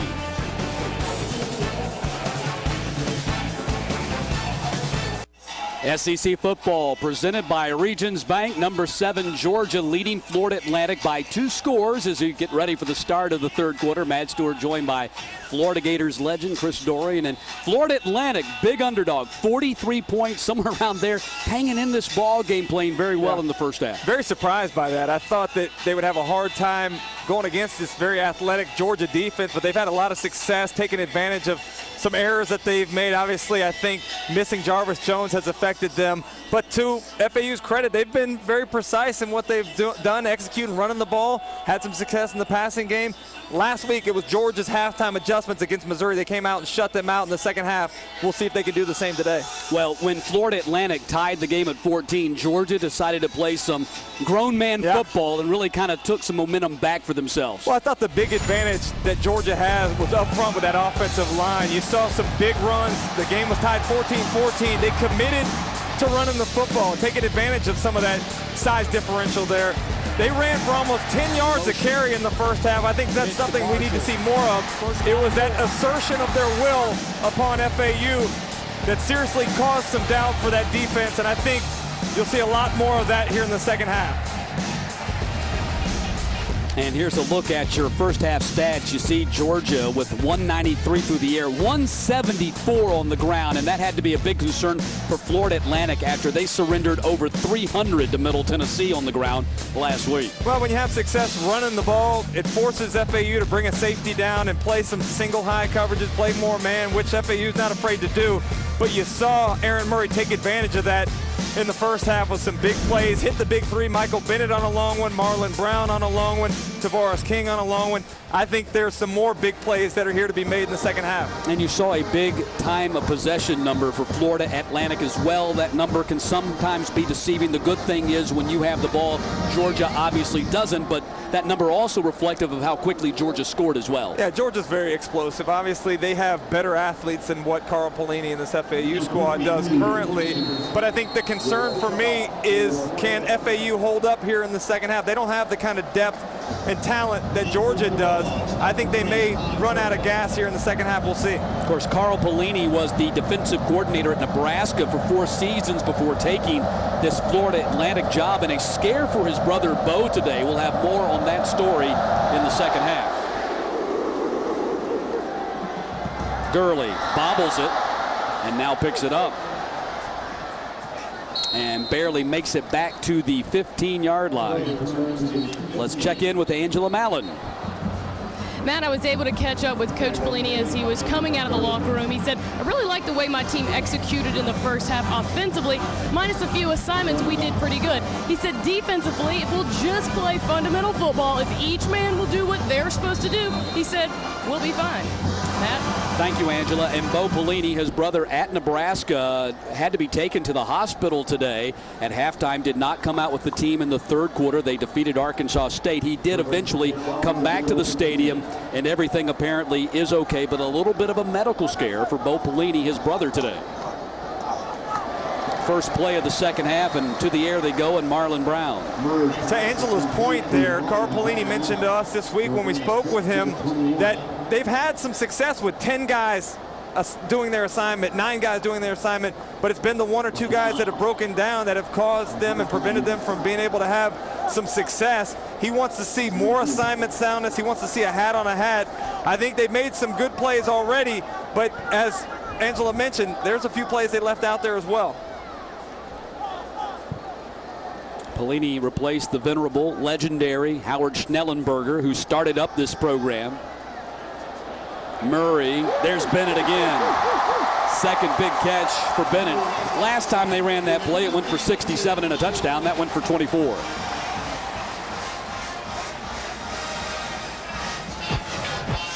Michael Bennett lines up on the outside, almost runs an opposite of the wheel route, coming inside like he's going to run the shallow cross, and then right up the middle of the field where nobody's home, certainly taking advantage of some of that size down the middle. First and 10. Gurley bursts through the defense and down to the 37. 12-yard pickup. I think that's there for them at any point in time they want it tonight. Obviously, you want to work on the passing game, but I think that Georgia certainly can impose their will on the defense here early on and continue to gash them. Not much on that one for Gurley. Matt, that play right there is something we've seen from LSU quite a bit last year. Georgia decided to run it. It's just kind of a power play. It's an unusual looking play because rather than handing it off, they're pitching it to the running back, and what that allows is for the running back to get it a little bit earlier, read the defense, and allow them to make some decisions earlier. Fake to Gurley. Oh, broken up. Ball on the money to TK, but that was a fine defensive play by the corner, DJ Smith. Yeah, Smith did a good job of getting his arm in there. King has a step on him, but Smith does a good job of ripping right at the last second and disrupting that ball from King's hands. Carl Pelini's told us they're doing an entire overhaul of this Florida Atlantic program, but the cornerbacks in particular are ones that he singled out that he really likes their play. DJ Smith, Cravon Blanc, we saw him make a nice play early in the game. Keith Reeser, the other corner. Tight end catch. Arthur Lynch with the stiff arm and diving, and apparently did not get in. I think they may want to take a look at this one. I'm not so sure Lynch stepped out of bounds. He had the face mask too. I think that's a touchdown. You got to watch where that outside foot, watch the outside foot and then watch the ball simultaneously. Where's the ball? And the foot goes out of bounds right Never touches, though. Never touches. You're right. Bounds. That's good a call. touchdown. That's good a call. touchdown. Never touched. It was above the ground, so they're going to take a look at it, I bet. That's a good call.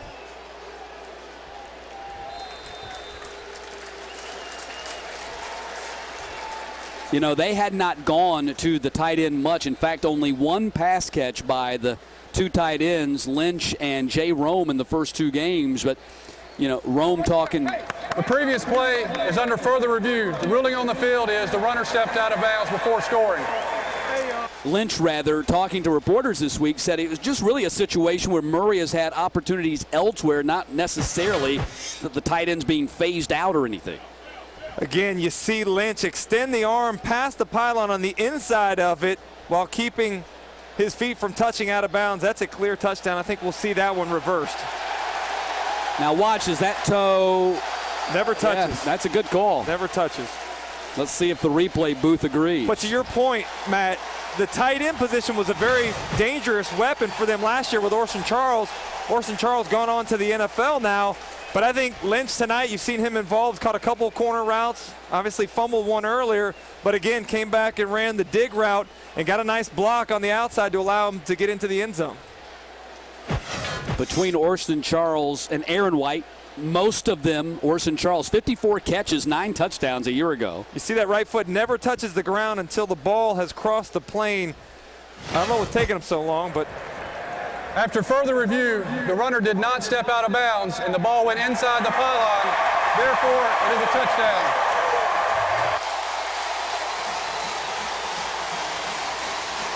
(34-14). I love instant replay. I wish they would have had instant replay when I was in school, because really the referees do a great job of calling the play on the field as they see it, but it's such a difficult job. To be able to go back and correct an error, I think, is invaluable. So how many touchdowns do you feel that you lost in your career because they didn't have instant replay? I can think of one. One was probably the best catch I ever made. They called it back. And I know you're every year a new crop of SEC freshmen and wide receivers come along. You start sweating that record. Get close to the record. Hopefully we can hold them off. Lynch gets it over. Georgia leads 35-14.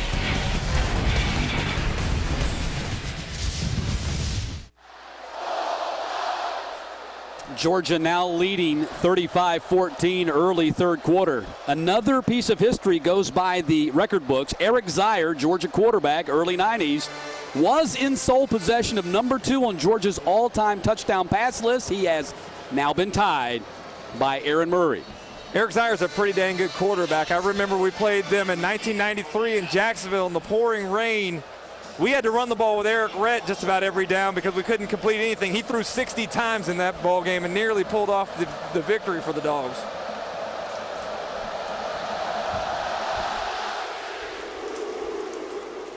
Floater lands at the 1. DJ Smith on the return. Doesn't get back to the 20. I think the real key with the kickoff now is kicking it high enough to make it land inside that 5-yard line so they have to return it. Well, I've never understood the rule. I mean, you're discouraging touchbacks by bringing it out to the 25. Now guys will pooch kick it, and you have more guys flying down with bigger collisions. Check out CSS Sunday at 2 o'clock Eastern for SEC volleyball and soccer. Coming up tomorrow, it's soccer action when the Alabama Crimson Tide take on the LSU Tigers. Football, basketball, soccer, it's always a big deal when those two teams play. It's on CSS, the face of college sports in the South. Wilbert to the air. Incomplete. Looking for Daniel McKinney. That time Sanders Cummings on the coverage. We saw him tonight at the safety position. We've seen him work at the corner position. That's one thing that Todd Grantham does with his guys is cross-training. You see them playing multiple different positions. The idea is to get your best 11 on the field regardless of what their typical spot is. Meantime, while we've been talking about Murray and passing Zeier, Wilbert came into this game 4th on FAU's career pass completion list and 5th in passing yards and touchdown passes. But then again, this is just the 12th year of the program, so a little bit easier to climb the charts in Boca Raton. McKinney, the intended receiver. Pretty good quarterback by the name of Rusty Smith. put up some pretty big numbers for FAU a few years back. But you're right, it's a program that's in its infancy. Obviously, Carl Pelini knew what he was getting involved with. This is a program that needs a complete overhaul. They have to go back and recruit the South Florida players to be able to fit into this spread offense rather than trying to make these pro-style guys do something they're not really accustomed or able to do, for that matter.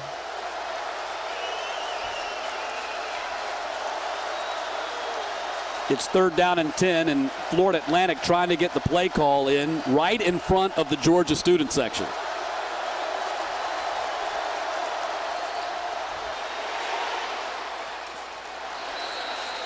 Caught.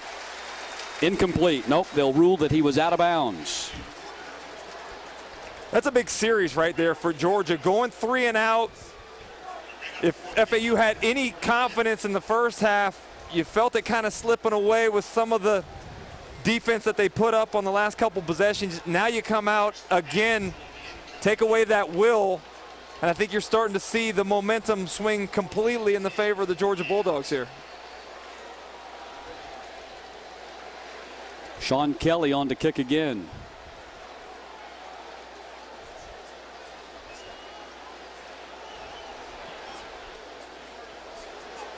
Swan, oh man, let it get through his hands.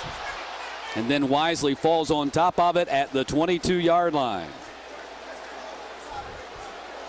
12 minutes to play in the 3rd quarter. Georgia leads by 3 scores. Georgia now leading Florida Atlantic 35-14. Interesting change in direction for the Georgia Strength and Conditioning Program in the offseason as Joe Tereshinski brought in Justin Lovett. We're going to talk about that in just a moment as Georgia goes back on offense at the 22-yard line. Murray to the air. And it is caught at the 46-yard line. Tavares King, more on that story I was just talking about. Let's check in with Angela Mallett. Matt, as you know, these boxing gloves represent a new kind of training for the Georgia football team. Mixed martial arts, or MMA. Now, these guys aren't punching each other out. They're sparring. They're using the bag. But Coach Rick said he sneaks in every once in a while, and he can't believe how gassed Jarvis Jones and Aaron Murray get after just a few rounds. But the guy on the team that thinks he can do it better than everybody is Avery Jones. And he said it really helps with his hands, his technique, and he's more fundamentally sound on the football field, Matt.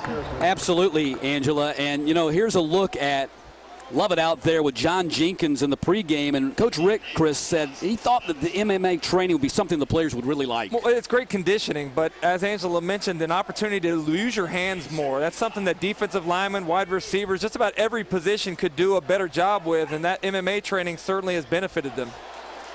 Keith Marshall slashing through that defense and across the 45 down to the 42.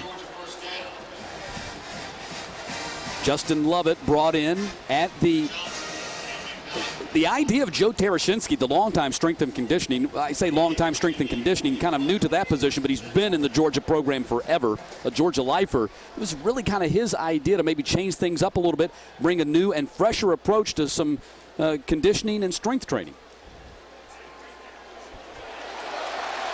Marshall down to the 26. To a man, everybody mentioned that MMA work and how it's benefited them. I'm telling you, you think about blocking downfield for receivers. You think about getting off the ball against press coverage against the defensive backs. You got to use your hand. As a corner, you want to get your hands in there. Holding, number 68 on the offense. Penalty is 10 yards from the spot of the foul. Replay, first down. There's a lot of crossover that goes along with that, but maybe the biggest thing is when you're talking about working out, as much as these guys work out in the offseason, from their winter conditioning to the off-season summer conditioning, as you get into your regular season lifting, it becomes very difficult. Everything can get a little bit monotonous and stale. So to change it up with some different cross-training, different ways to kind of get some guys that extra little conditioning they need is important. So 1st and 7 after the penalty on Chris Burnett, and a big hole for Gurley. There he goes, touchdown, 38 yards.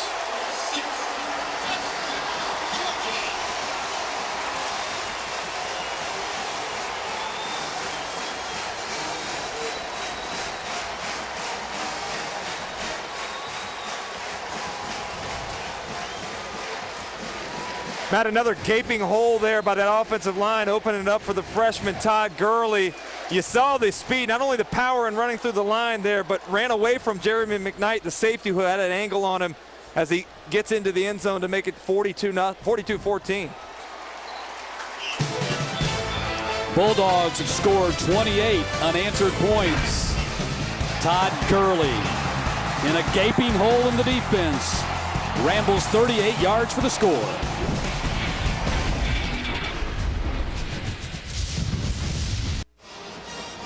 SEC football presented by Regions Bank, and Georgia now on top 42-14, and we are not yet 5 minutes into the third quarter. Two scores here in the opening 5 minutes or less. 5 plays, 78 yards for Georgia. Todd Gurley, 38-yard touchdown run.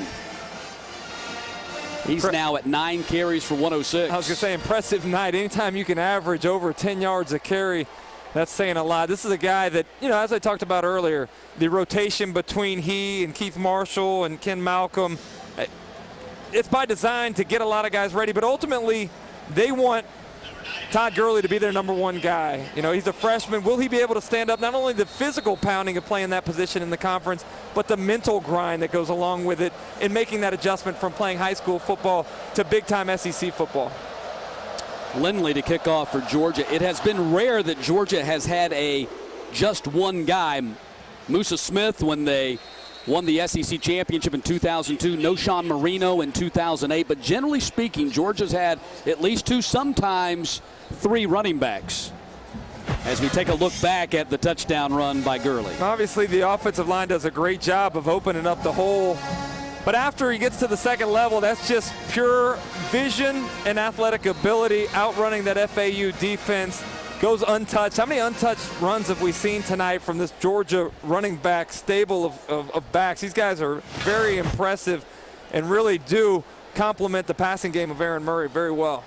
250 on the ground for Georgia now in this game.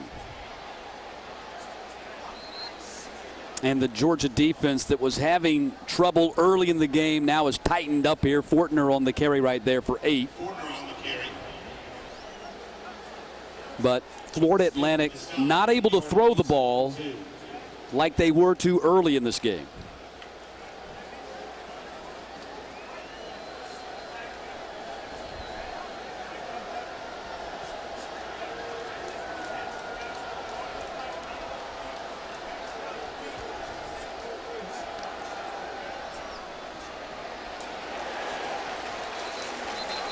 Fortner on the carry.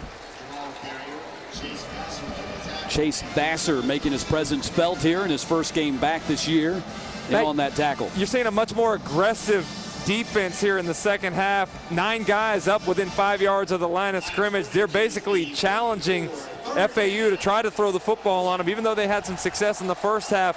I think these corners and secondary players are much better than what they represented, and they want to challenge FAU to try to throw it on them again here in the second half.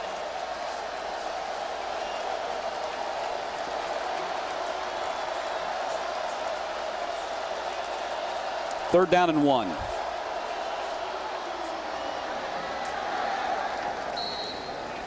First down carry, I think, for the Owls, depending upon the spot. I thought looks like a little short. You think so? Yeah, it looked like they spotted just short of the 35-yard line. I think they had to get to the 35 to get a first down. Yeah, you're right.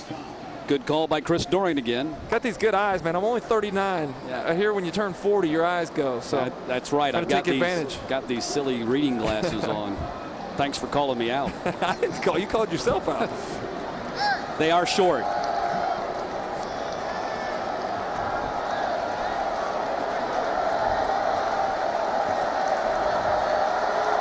Dangerous call here. You go for it. Obviously, there's a big differential in score right now, but you miss here. You set Georgia up with a real short field. Timeout for Atlanta. Probably a good call.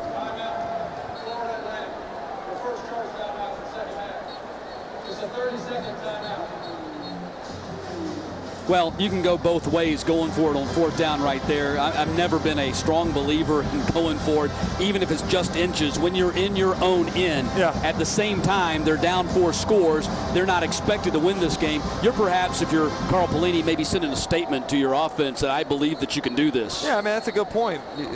That's one of the things that you're obviously playing for now. If you can make a short 4th and 1 conversion here against probably one of the better defenses you'll play all season long, that carries over, but they've rethought it and looks like Carl Pelini's decided to punt the football. Malcolm Mitchell back now deep for Georgia after Damian Swan had trouble handling the last punt.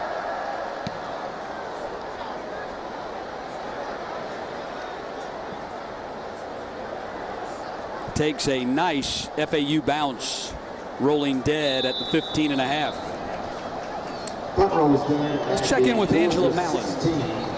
Matt, this manual here represents the passion and commitment that Aaron Murray brings to the football field and the classroom. You guys should have seen the fire in his eyes, the passion in his voice as he was talking about being an HR director one day for a big-time company. He loves surveys, so he decided to make a survey for his team.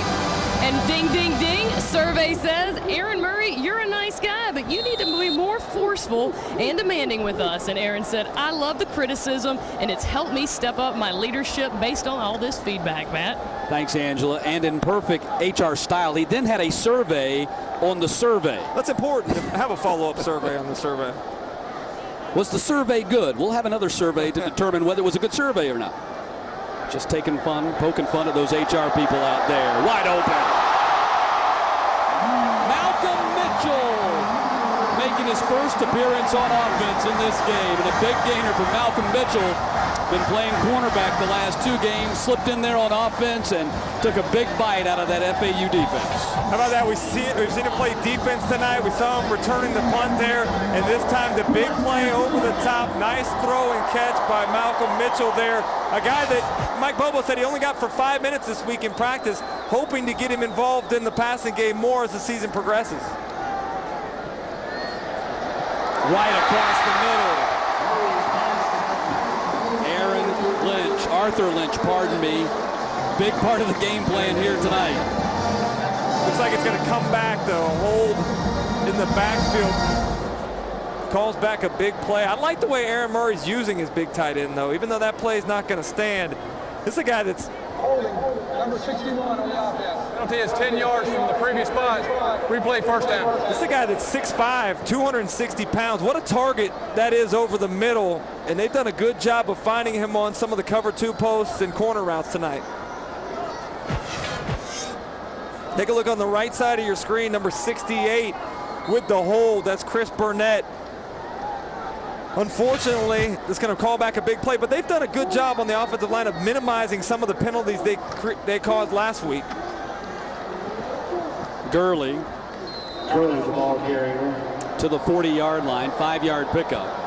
That penalty negated what would have been the 4th catch of the game for Arthur Lynch, who had not caught a ball in the first 2 games. Mike Mobo talked to us about just how smart and intelligent and talented this offensive line is. Obviously, you're starting a true freshman, John Theus, but he said the other 4 guys know this offense so well that each of them could play center, and that's a tough position to play. You got to make all the calls. You're locating the strength of the defense. That says a lot about where this offensive line is right now. One of the rare overshoots by Aaron Murray. That's just his 4th incompletion of the game, as he is now at 339 through the air.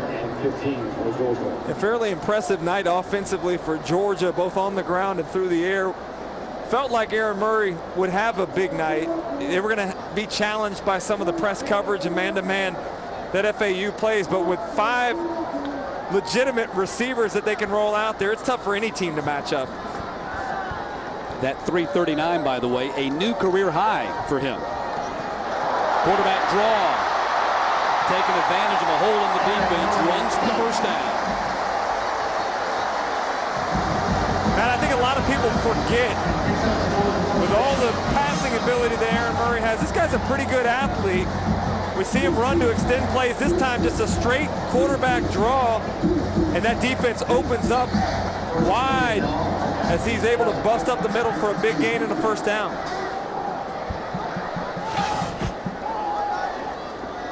I think we probably saw more of that in his freshman year. But as the game has slowed down for him, as they like to say, and he has become more patient at the controls, we've seen less of that.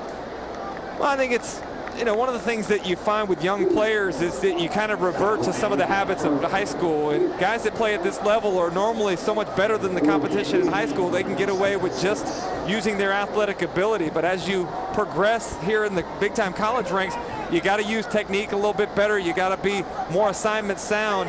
And I think even though they don't run Aaron Murray quite as much, that's a dangerous weapon that you can go to should you need it, as they did right there.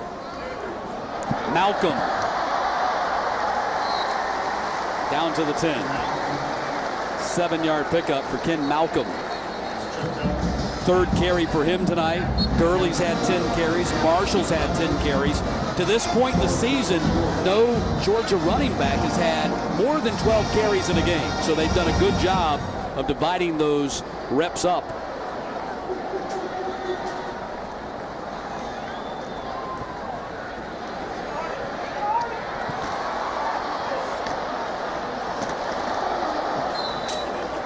Short gainer on the pass. Marlon Brown on the grab there. Even though that only picks up 4 yards on the play, or less than 4 yards on the play, the thing that I like is the balance. You see the running game here for Georgia being such a big weapon in the second half. And when you're able to run the ball with so much success, that opens up the play action game. That time, Murray faked the handoff and bootleg back to the right. Good job by FAU at staying at home, but that's a huge weapon against the defense as you move forward in the season.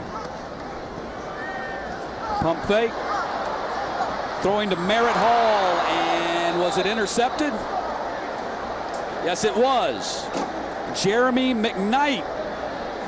They were trying to get the ball to the fullback, Merritt Hall, there in the side of the end zone, and McKnight does a great job of picking it off. Originally, they wanted Bennett on the double move, but nothing there, so Murray tries to extend the play. I think that might be close to being out of bounds. It looked like his shoulder came down just on the edge of the sideline, but that's a play that Aaron Murray knows, but he's a junior now. He's got to throw that football away. It's 2nd down. Come back and live for 3rd down. Give yourself an opportunity to score, at least kick a field goal. He definitely forced that one into coverage.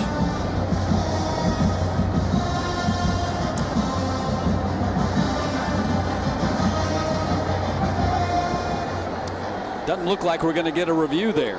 Or perhaps they looked at it and decided it didn't need to be. Wilbert intercepted right back. Herrera.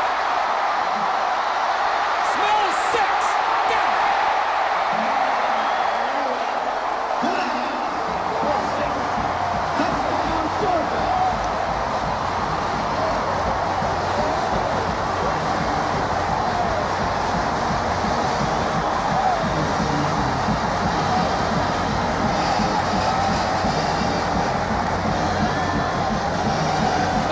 After recording a career-high 10 tackles at Mizzou, Marlo Herrera with a pick 6.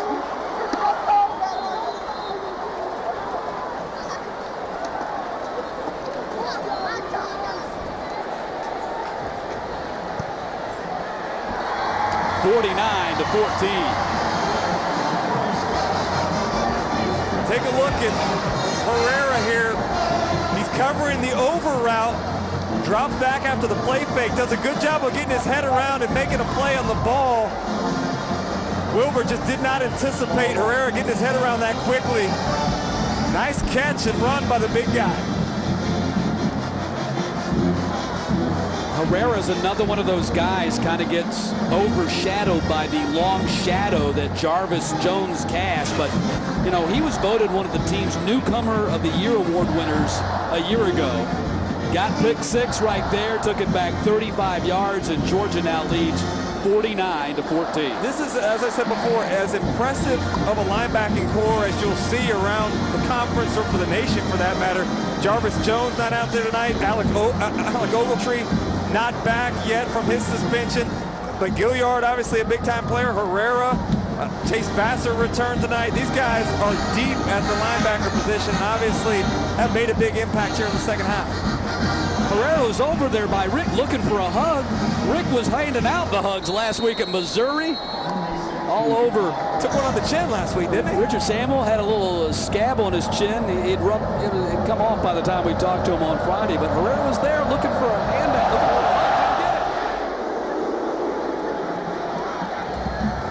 hug. DJ Smith will not return it. Time now for the Cooks Pest Control thorough inspection. And for those of you who don't know about Florida Atlantic University, let's inspect it for you. Located in Boca Raton, hometown of Mark Richt. Founded in 1961, enrollment of 29,000, first year football. Started up by Howard Schnellenberger, 2001. And they just built a brand new stadium last year that sits 2.1 miles from the Atlantic Ocean. It is a 70 million, 30,000 seat stadium.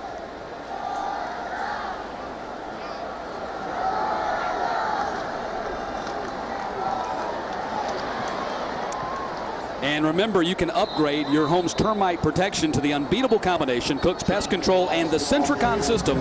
Call Cooks for a free pest and termite evaluation. Hey, Matt, that's one of the recruiting points that Carl Pelini points out to the guys that he's trying to bring down to FAU is, look, a lot of people come down here, they pay money to come to vacation in Boca Raton. I'm going to pay you, or not pay you, but put you up, pay for your room, pay for your board, pay for your schooling. You have a chance to come down here and live in this vacation environment year-round. The great irony is that because they're still trying to generate revenue, they're only going to play 5 home games in that brand new stadium because they have to pay for it. And one of the ways they pay for it is to play a team like Georgia, Alabama next week, a record $1 million payout from Georgia this week. Howard Schnellenberger, who still has a fundraising role with the university, says it's a very difficult thing to do, but it's like any hungry man, a piece of white bread seems like a pretty good meal if you don't have pork chops, and right now FAU apparently does not have pork chops. Well, paycheck games are a big topic of conversation here so far this year. We've seen Savannah State go out and get blown out in 2 ball games where they've played big-time FBS football teams. We've also seen the other with UL Monroe. Last week, they went out and collected nearly $1 million from Arkansas. They weren't very hospitable guests last week, knocking them off, and certainly this week taking Auburn to overtime. That Sun Belt SEC series unofficially has been quite something. Right now, Western Kentucky in the final minute of their game in Lexington trying to pull off another Sun Belt upset of the SEC. They lead Kentucky by a touchdown with 58 seconds remaining. Matt, I did that Western Kentucky game last week against Alabama. They have some athletes. They passed the eye test as well. I'm not surprised that they're giving Kentucky all they can handle. Ball caught at the 50-yard line. 7-yard pickup. The pass is complete. Alex DeLeon, the backup tight end, with his first catch of the game. Cummings with the tackle. First down yardage. It's a first down for Florida Atlantic as they cross the 50. First and 10 at the Georgia 47.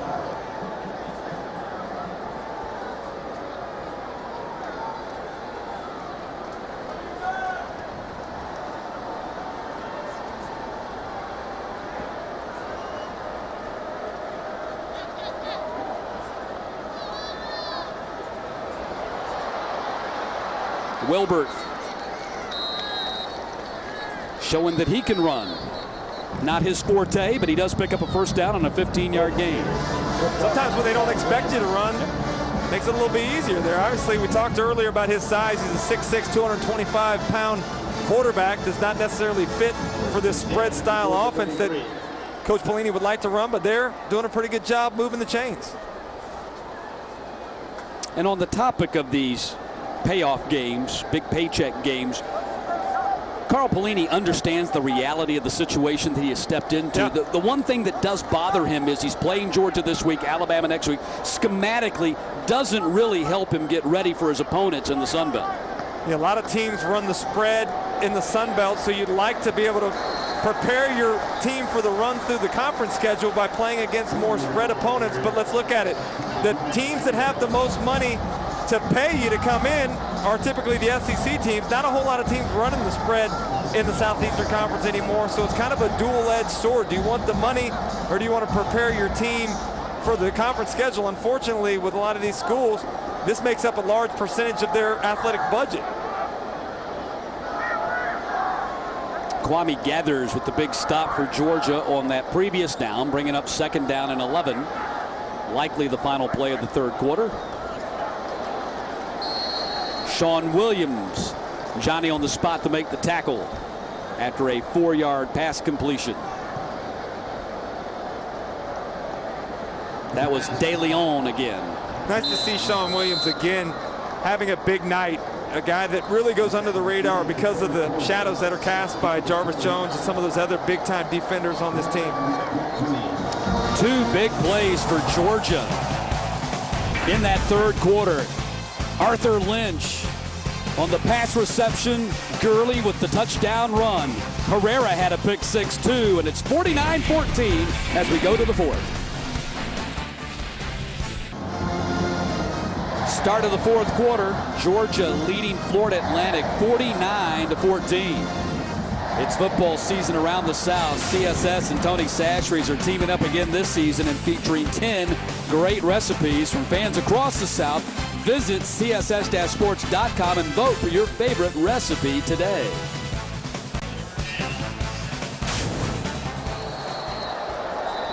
Third down and 6 for FAU as we start the 4th quarter, and a flag down before we can snap the ball.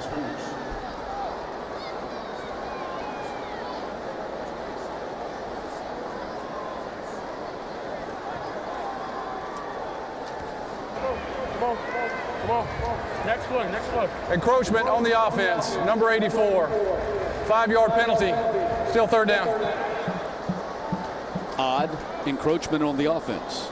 Guess De Leon lined up off sides. You see him checking with the side judge to make sure he's properly aligned this time, but that backs him up, forces a 3rd and 11 try. You made a great point early in the game. One of the reasons they were so successful on 3rd downs in the first half is they put themselves in better situations, not the 3rd and 11s. Ball nearly intercepted. Herrera nearly got himself another. I believe that was Sanders Cummings who popped it up in the air. Herrera's had a huge night for this Georgia defense, and that's what it's about. When you got so many guys that are as talented as this defense has, guys just step up from one night to the next. Could be Gilliard one night, it could be Jarvis Jones. Tonight it was Herrera. He's had a big one. We have another penalty call here on Florida Atlantic, which Georgia declines. So now 4th down and 11.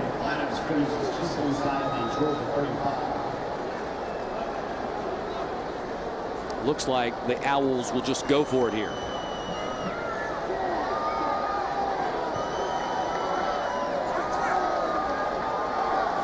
I guarantee you this defense, with as much as they were beat up in the first half, wants to pitch the shutout here in the second half. Heavy rush. Incomplete. Georgia brought pressure that time. Ball goes over on downs.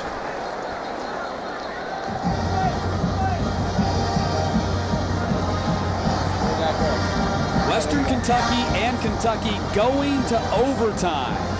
Maxwell Smith threw a touchdown pass to DeMarcus Sweat with 24 seconds left to tie the game. But Maxwell Smith, despite his 325 in the air, Chris, has also thrown 4 picks tonight. Some inconsistent play by the Kentucky quarterback there. But speaking of Western Kentucky, I guarantee you there's some talented teams in the Sun Belt this year. But my prediction, Western Kentucky wins that conference this year. Christian LeMay now in at quarterback for Georgia. And a flag before he can snap the ball. Delay a game, not the way you want to start. Play of game on the offense, number 16. 5-yard penalty, still 1st down. LeMay actually got in on Georgia's second play from scrimmage, ran a little trick play with him on the end around. But this is his first snap from the center since the Buffalo game. Well, LeMay's the guy they'd like to be the backup quarterback for the entire year. Brings a little different style of offense here, much more spread-oriented. So you'll see them spread it out a little bit more as we go on through the fourth quarter. LeMay throws it, complete, off to the races. And a big gainer on just a little dump pass. Justin Scott Wesley with his first catch, 38 yards. Does a good job of slamming down and breaking to the flat. A wide open wide receiver there. That's the redshirt freshman, Justin Scott Wesley. How about the wheels after the catch? Does a good job. He's a young guy. That's a big-time track / wide receiver for this Georgia Bulldogs football team. Ball at the 27.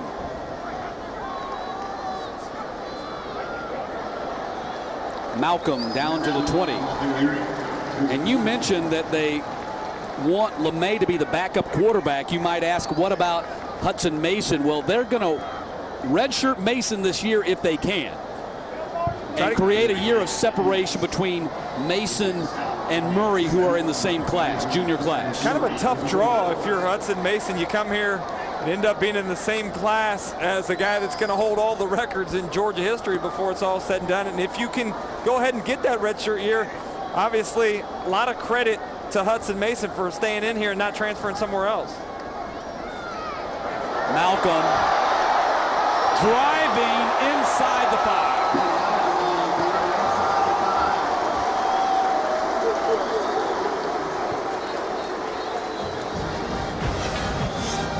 Take a look at Malcolm here, running off tackle, does a good job of pressing the hole and then cutting back where the lane is wide open for him as he drags several FAU defenders. What a nice group of running back. They all run with extreme power and great pad level. First and goal. Malcolm gets it again, pushing the pile, and did not get in, but you're right. Malcolm gives them, you know, when that defense is tired, he's a little bit more physical, a little bit stronger, squattier running back. Yeah.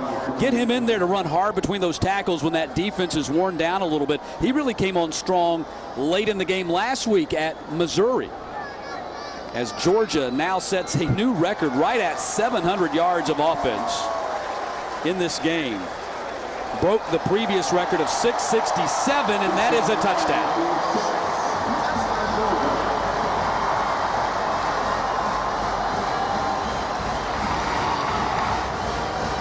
55 now for the Bulldogs.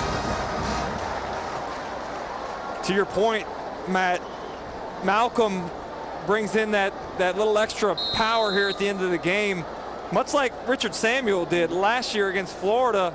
So they have a stable. We haven't even seen Samuel yet tonight. Bobo tells us he's going to have a role for this team as well this season. 56-14 Georgia.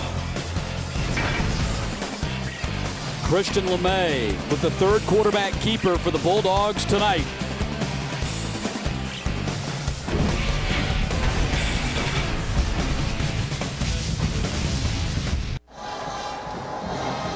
Georgia 42 unanswered points, now leading Florida Atlantic 56-14. Still 2.5 to play, or 2.5 into this fourth quarter, I should say, after a 5-play 65-yard drive was capped by Christian LeMay's first career touchdown, a 1-yard dive into the end zone.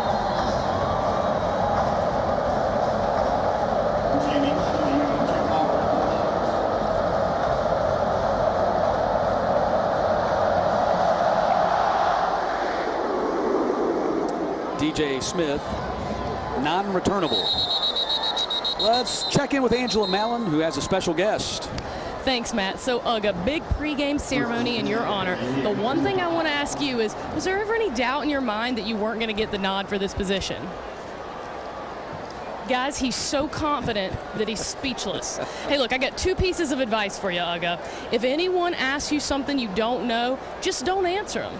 And these little brown spots you have, they're darling. And let me tell you, it is much better to be looked over than overlooked.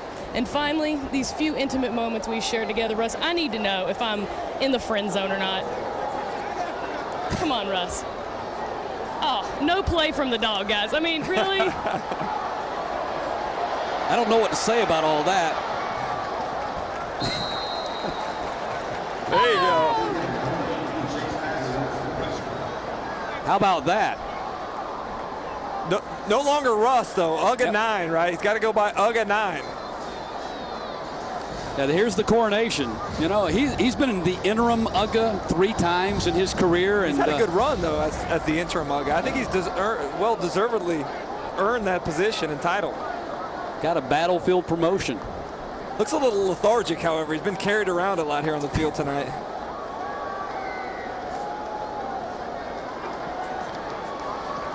On 2nd down and 10, short gainer there. Looked a little like this Georgia team did in the first quarter and a half, but they certainly have woken up and really have played the type of football here in the second half that we anticipated from the outset.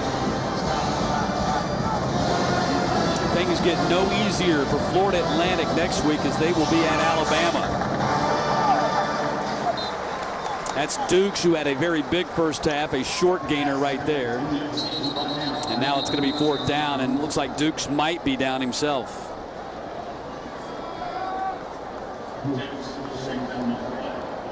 Florida Atlantic will have to wait until September 29th to try and snap their 11-game Sun Belt Conference losing streak. They'll host North Texas in that ball game, get to play in that brand new stadium we were talking about. 11:52 to play. Georgia with a big lead.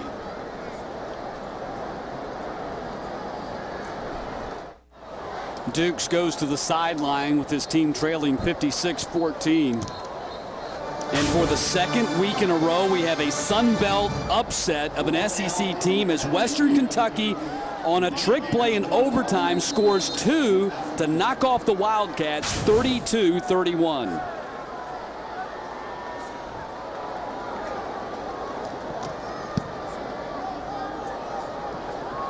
Malcolm Mitchell back to take the punt from the 25.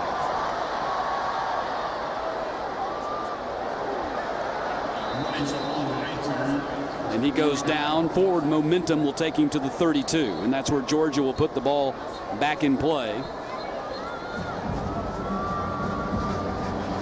Let's take a look at the Academy Sports and Outdoors Right Stuff player of the game, and it is Aaron Murray, a career-high 342, a couple of touchdown passes, and a couple of touchdown runs.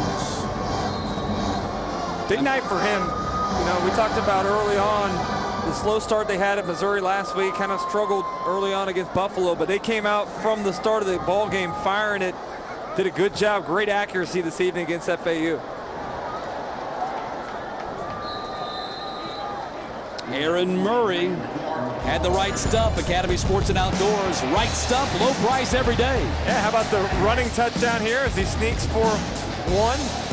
Then the pass to the big tight end. That's Arthur Lynch sneaking across the goal line.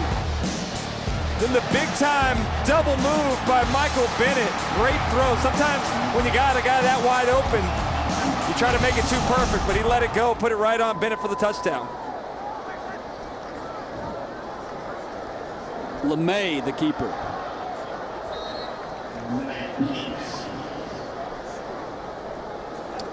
LeMay, the 2009 Super Prep All-American. His first real extensive action, he played a little bit against Buffalo in the season opener. 701 total yards for Georgia tonight, which is a new school record.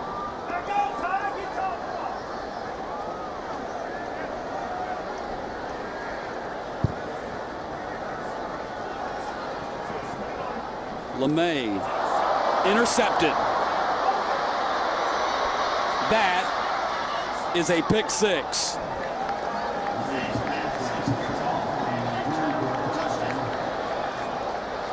Darius Glanton. LeMay threw it right to him. And not a good play by Christian LeMay. Eyed down his receiver and threw it right to the defender for an easy pick 6. Well, that breaks the string of 42 consecutive points for Georgia.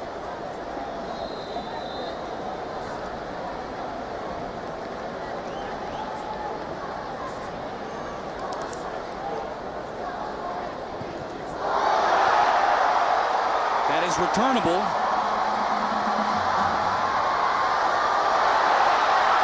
Sanders Cummings goes down.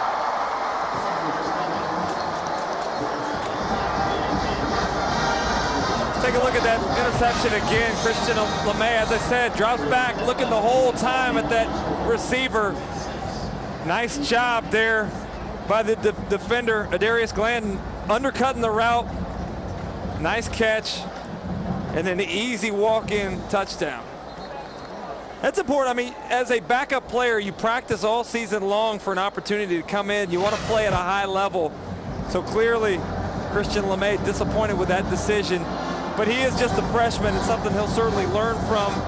If his number's called in a regular big-time game situation, hopefully he'll be able to learn from this and step up and learn, do better next time.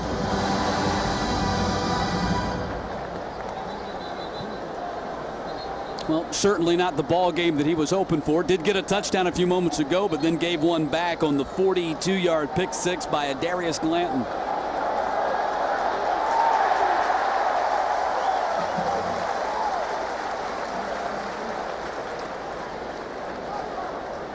So Georgia goes back on offense here after that touchdown by FAU, looking to top what has already been the 10th most total yards in SEC history. Yeah, and we got 10 minutes left to play in this game.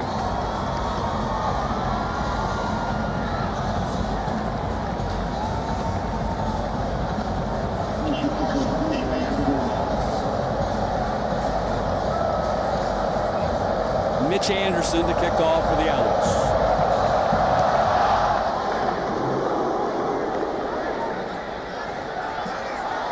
And that's down right there where Henderson touched it with his knee on the ground. So Georgia will start from their own 6-yard line or thereabouts. Time now for the Geico great save of the game, and it goes to Arthur Lynch. The save portion being that he stayed in bounds and got the 6.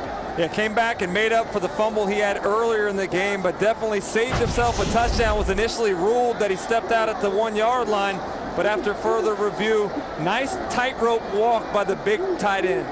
Geico, saving people money on more than just car insurance. Go to geico.com now or call 1-800-947-AUTO for a free quote. See how much you could save.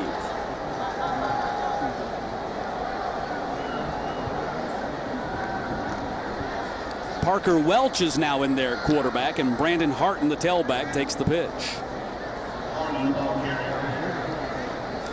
You know, that's tough. We'll see if they get Christian LeMay back in there, but that's tough for your last play to be that pick six there. By that. Surprised, you know, they want Christian LeMay to be the backup this year.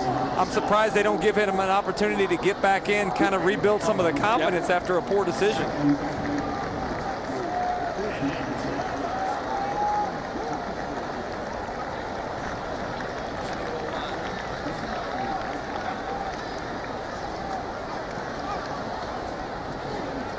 Harton again on the carry behind an offensive line, all backups right now. Big Xavier Ward, the big prospect from Griffin, Georgia, in there at right tackle right now. There's Parker Welch.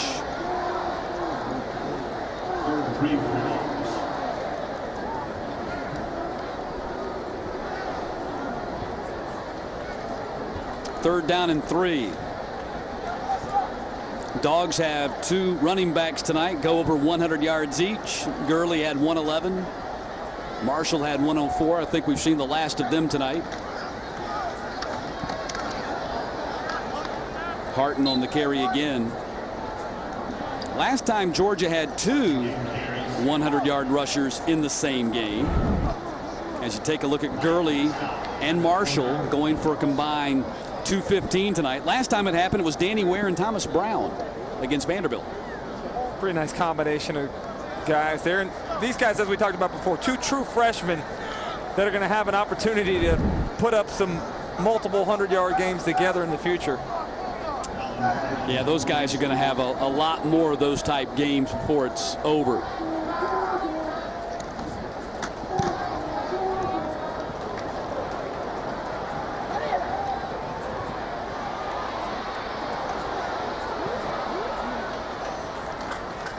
Travis Jones on the return for Florida Atlantic. And Owls will be back on offense when we get back, with Georgia leading 56-20.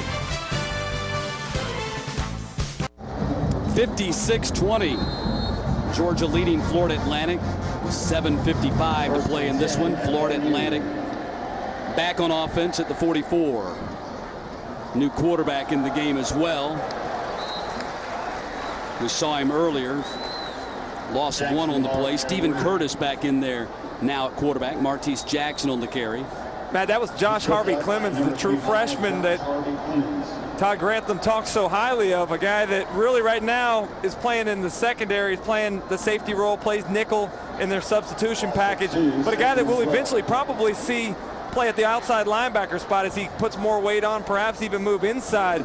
But a fabulous athlete, can cover on the outside, can run support, and a guy that this Georgia coaching staff is really happy to have on their roster. 2nd down and 12. Curtis on the Wildcat carry, not much doing. We mentioned earlier today that Carl's younger brother, Bo, who was the head coach at Nebraska, had to actually leave the stadium after being checked out by doctors at halftime. And here's the quote from Bo Pelini after he returned to the stadium. Everything is fine. They ran some precautionary tests and everything checked out just fine. I plan to be back at work tomorrow. I'm proud of our team and coaching staff for the way they responded this afternoon, as the Huskers did go on to beat Arkansas State. And with more on this story, let's check in with Angela Mallet. Matt, I ditto everything you just said, but I did have a chance to talk to Carl before the game. He said, I haven't had a chance to talk to him, but it's going to be the first thing I do when this game is over. He said what family members told him was that it was flu-like symptoms, but they wanted to be extra cautious because, as we know in the medical field, sometimes flu symptoms can mean other things. So they were just being extra careful, and Coach Pelini said that'll be the first phone call he makes after the game. That's great news, and thanks for that update. As you take a look at Bo and Carl, or Carl and Bo, as you take a look at the picture, this is back from the 2010 Big 12 championship game. Very intense guys, both of them. Obviously, we know a lot about Bo Pelini's intensity. We saw him last year with Taylor Martinez get into it on the sideline. Carl Pelini, when we had a chance to talk to him this week, really had that same intensity, even on the phone. This is a Wednesday, and we're talking about his program. Obviously very passionate, very invested, knows he's got a long way to go with it, but you kind of get the sense that his confidence and his focus and intensity are going to ultimately turn this program around. And that's not a good sign right there, as Stephen Curtis was shaken up on that play, and he's happened to be assisted to the bench. So Wilbert's going to go back in there for Florida Atlantic.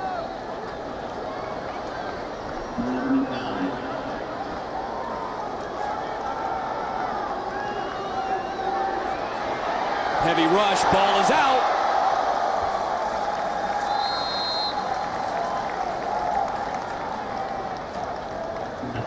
That was TJ Stripling who was in there stripping the ball. I was going to say apt name, but one thing you see from these Georgia players, very well coached. Last week we saw Jarvis Jones rip at the quarterback several times, forcing fumbles. That time Stripling comes from the backside and does a good job of securing the tackle, then ripping the quarterback's arm to cause the ball to come out. Rhett McGowan is deep for Georgia now.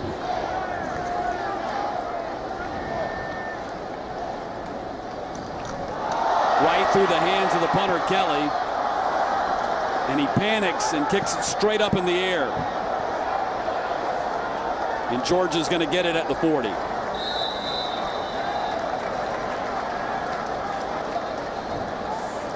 I'd panic too.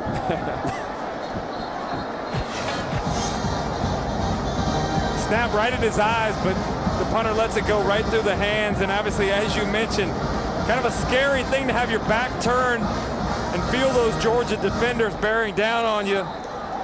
Kelly panics a little bit, punts it for a very short punt. Not a big change in field position. Well, LeMay is now back in there, so Georgia is going to give him a chance to not let that last play of the game be a pick six.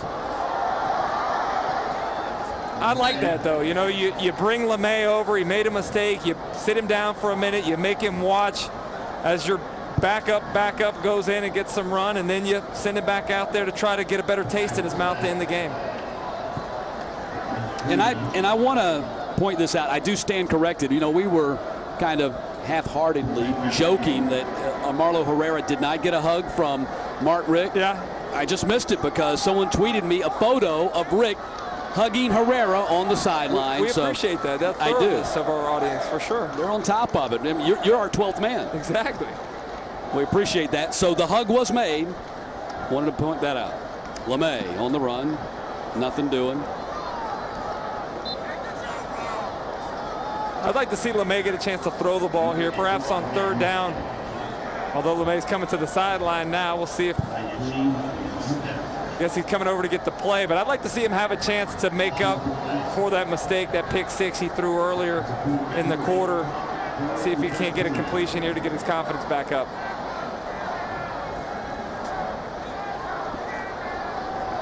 You know, it's been a while since LeMay had game action. He did not play his senior year of high school. Had some controversy at the end of his high school career. Did not play his senior year.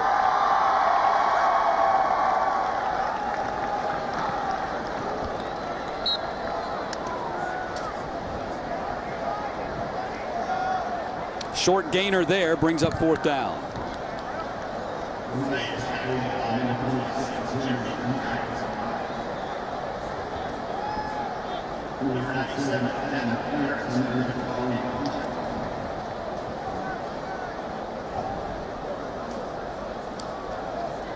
So Georgia going to punt here with 3.5 minutes to play in this game, and now less than that.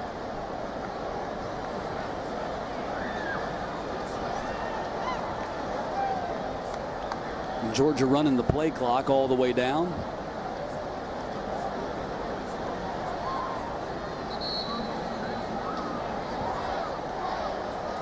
And they'll take a penalty here.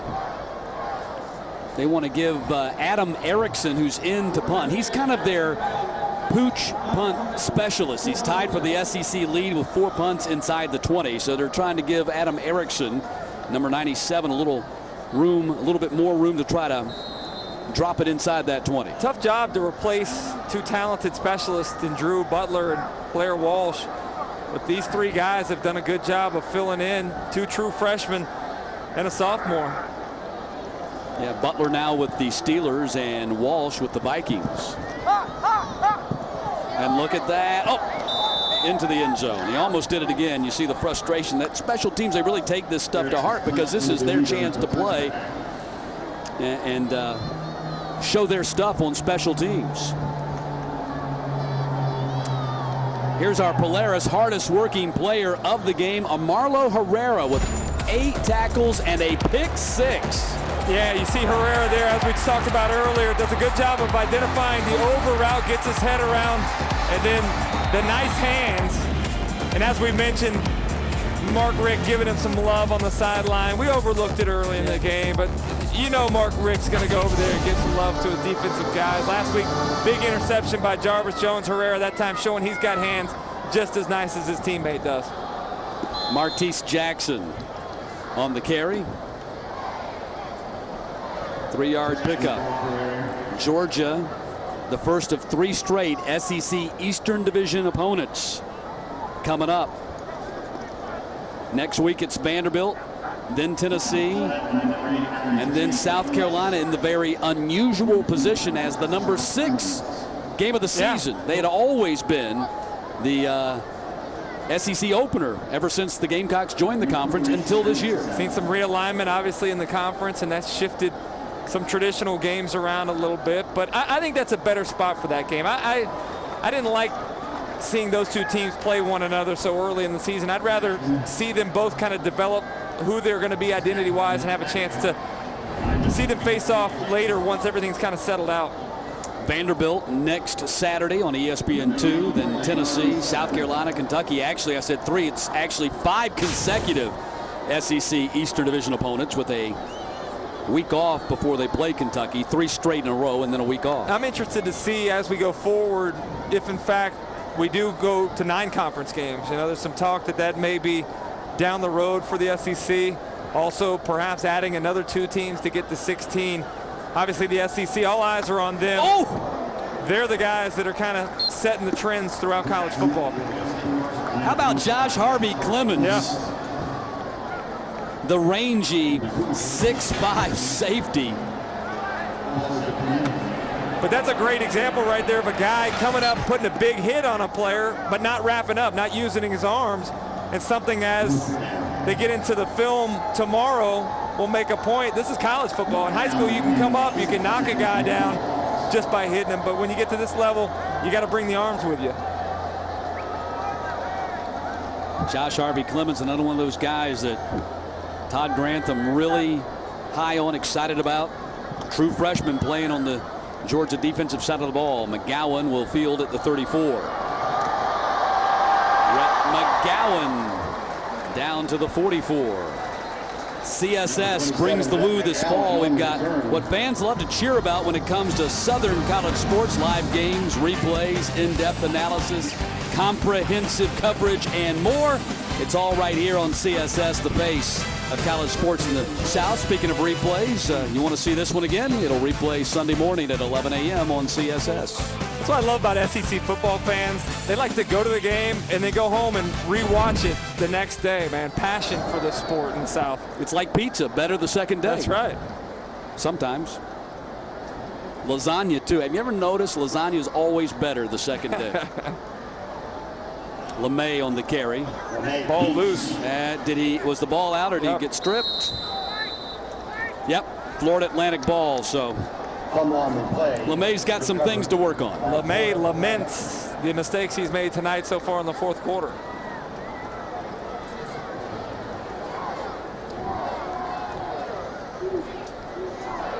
Got to give credit to FAU. You know, they were overmatched coming into this ball game. They hung in there early. They really haven't gotten blown out. It's 56-20, but we saw Alabama go and beat Arkansas on the road 52-0. So credit to this young FAU program as they continue to try to build to where they want to be. And that ball was out before he hit the ground, obviously. Martese Jackson on the carry. Might have been the final play of this game. Jackson on the carry. Georgia's going to be 3-0. It's going to be the first time that Georgia's been 3-0 since the 2008 season when they started 4-0, finished 10-3 that year. This will be the 7th 3-0 start under head coach Mark Richt in his 12 seasons. Carl Pelini's team falls to 1-2, and they head to Tuscaloosa next Saturday. Georgia gets Vanderbilt next Saturday. Georgia, a 56-20 win over Florida Atlantic. Georgia racks up 713 yards, the 6th highest total in SEC history. And now for Chris Doering, Angela Mallon, and the entire SEC crew, I'm Matt Stewart. Good night from Athens, Georgia. We'll see you next Saturday on Rocky Top.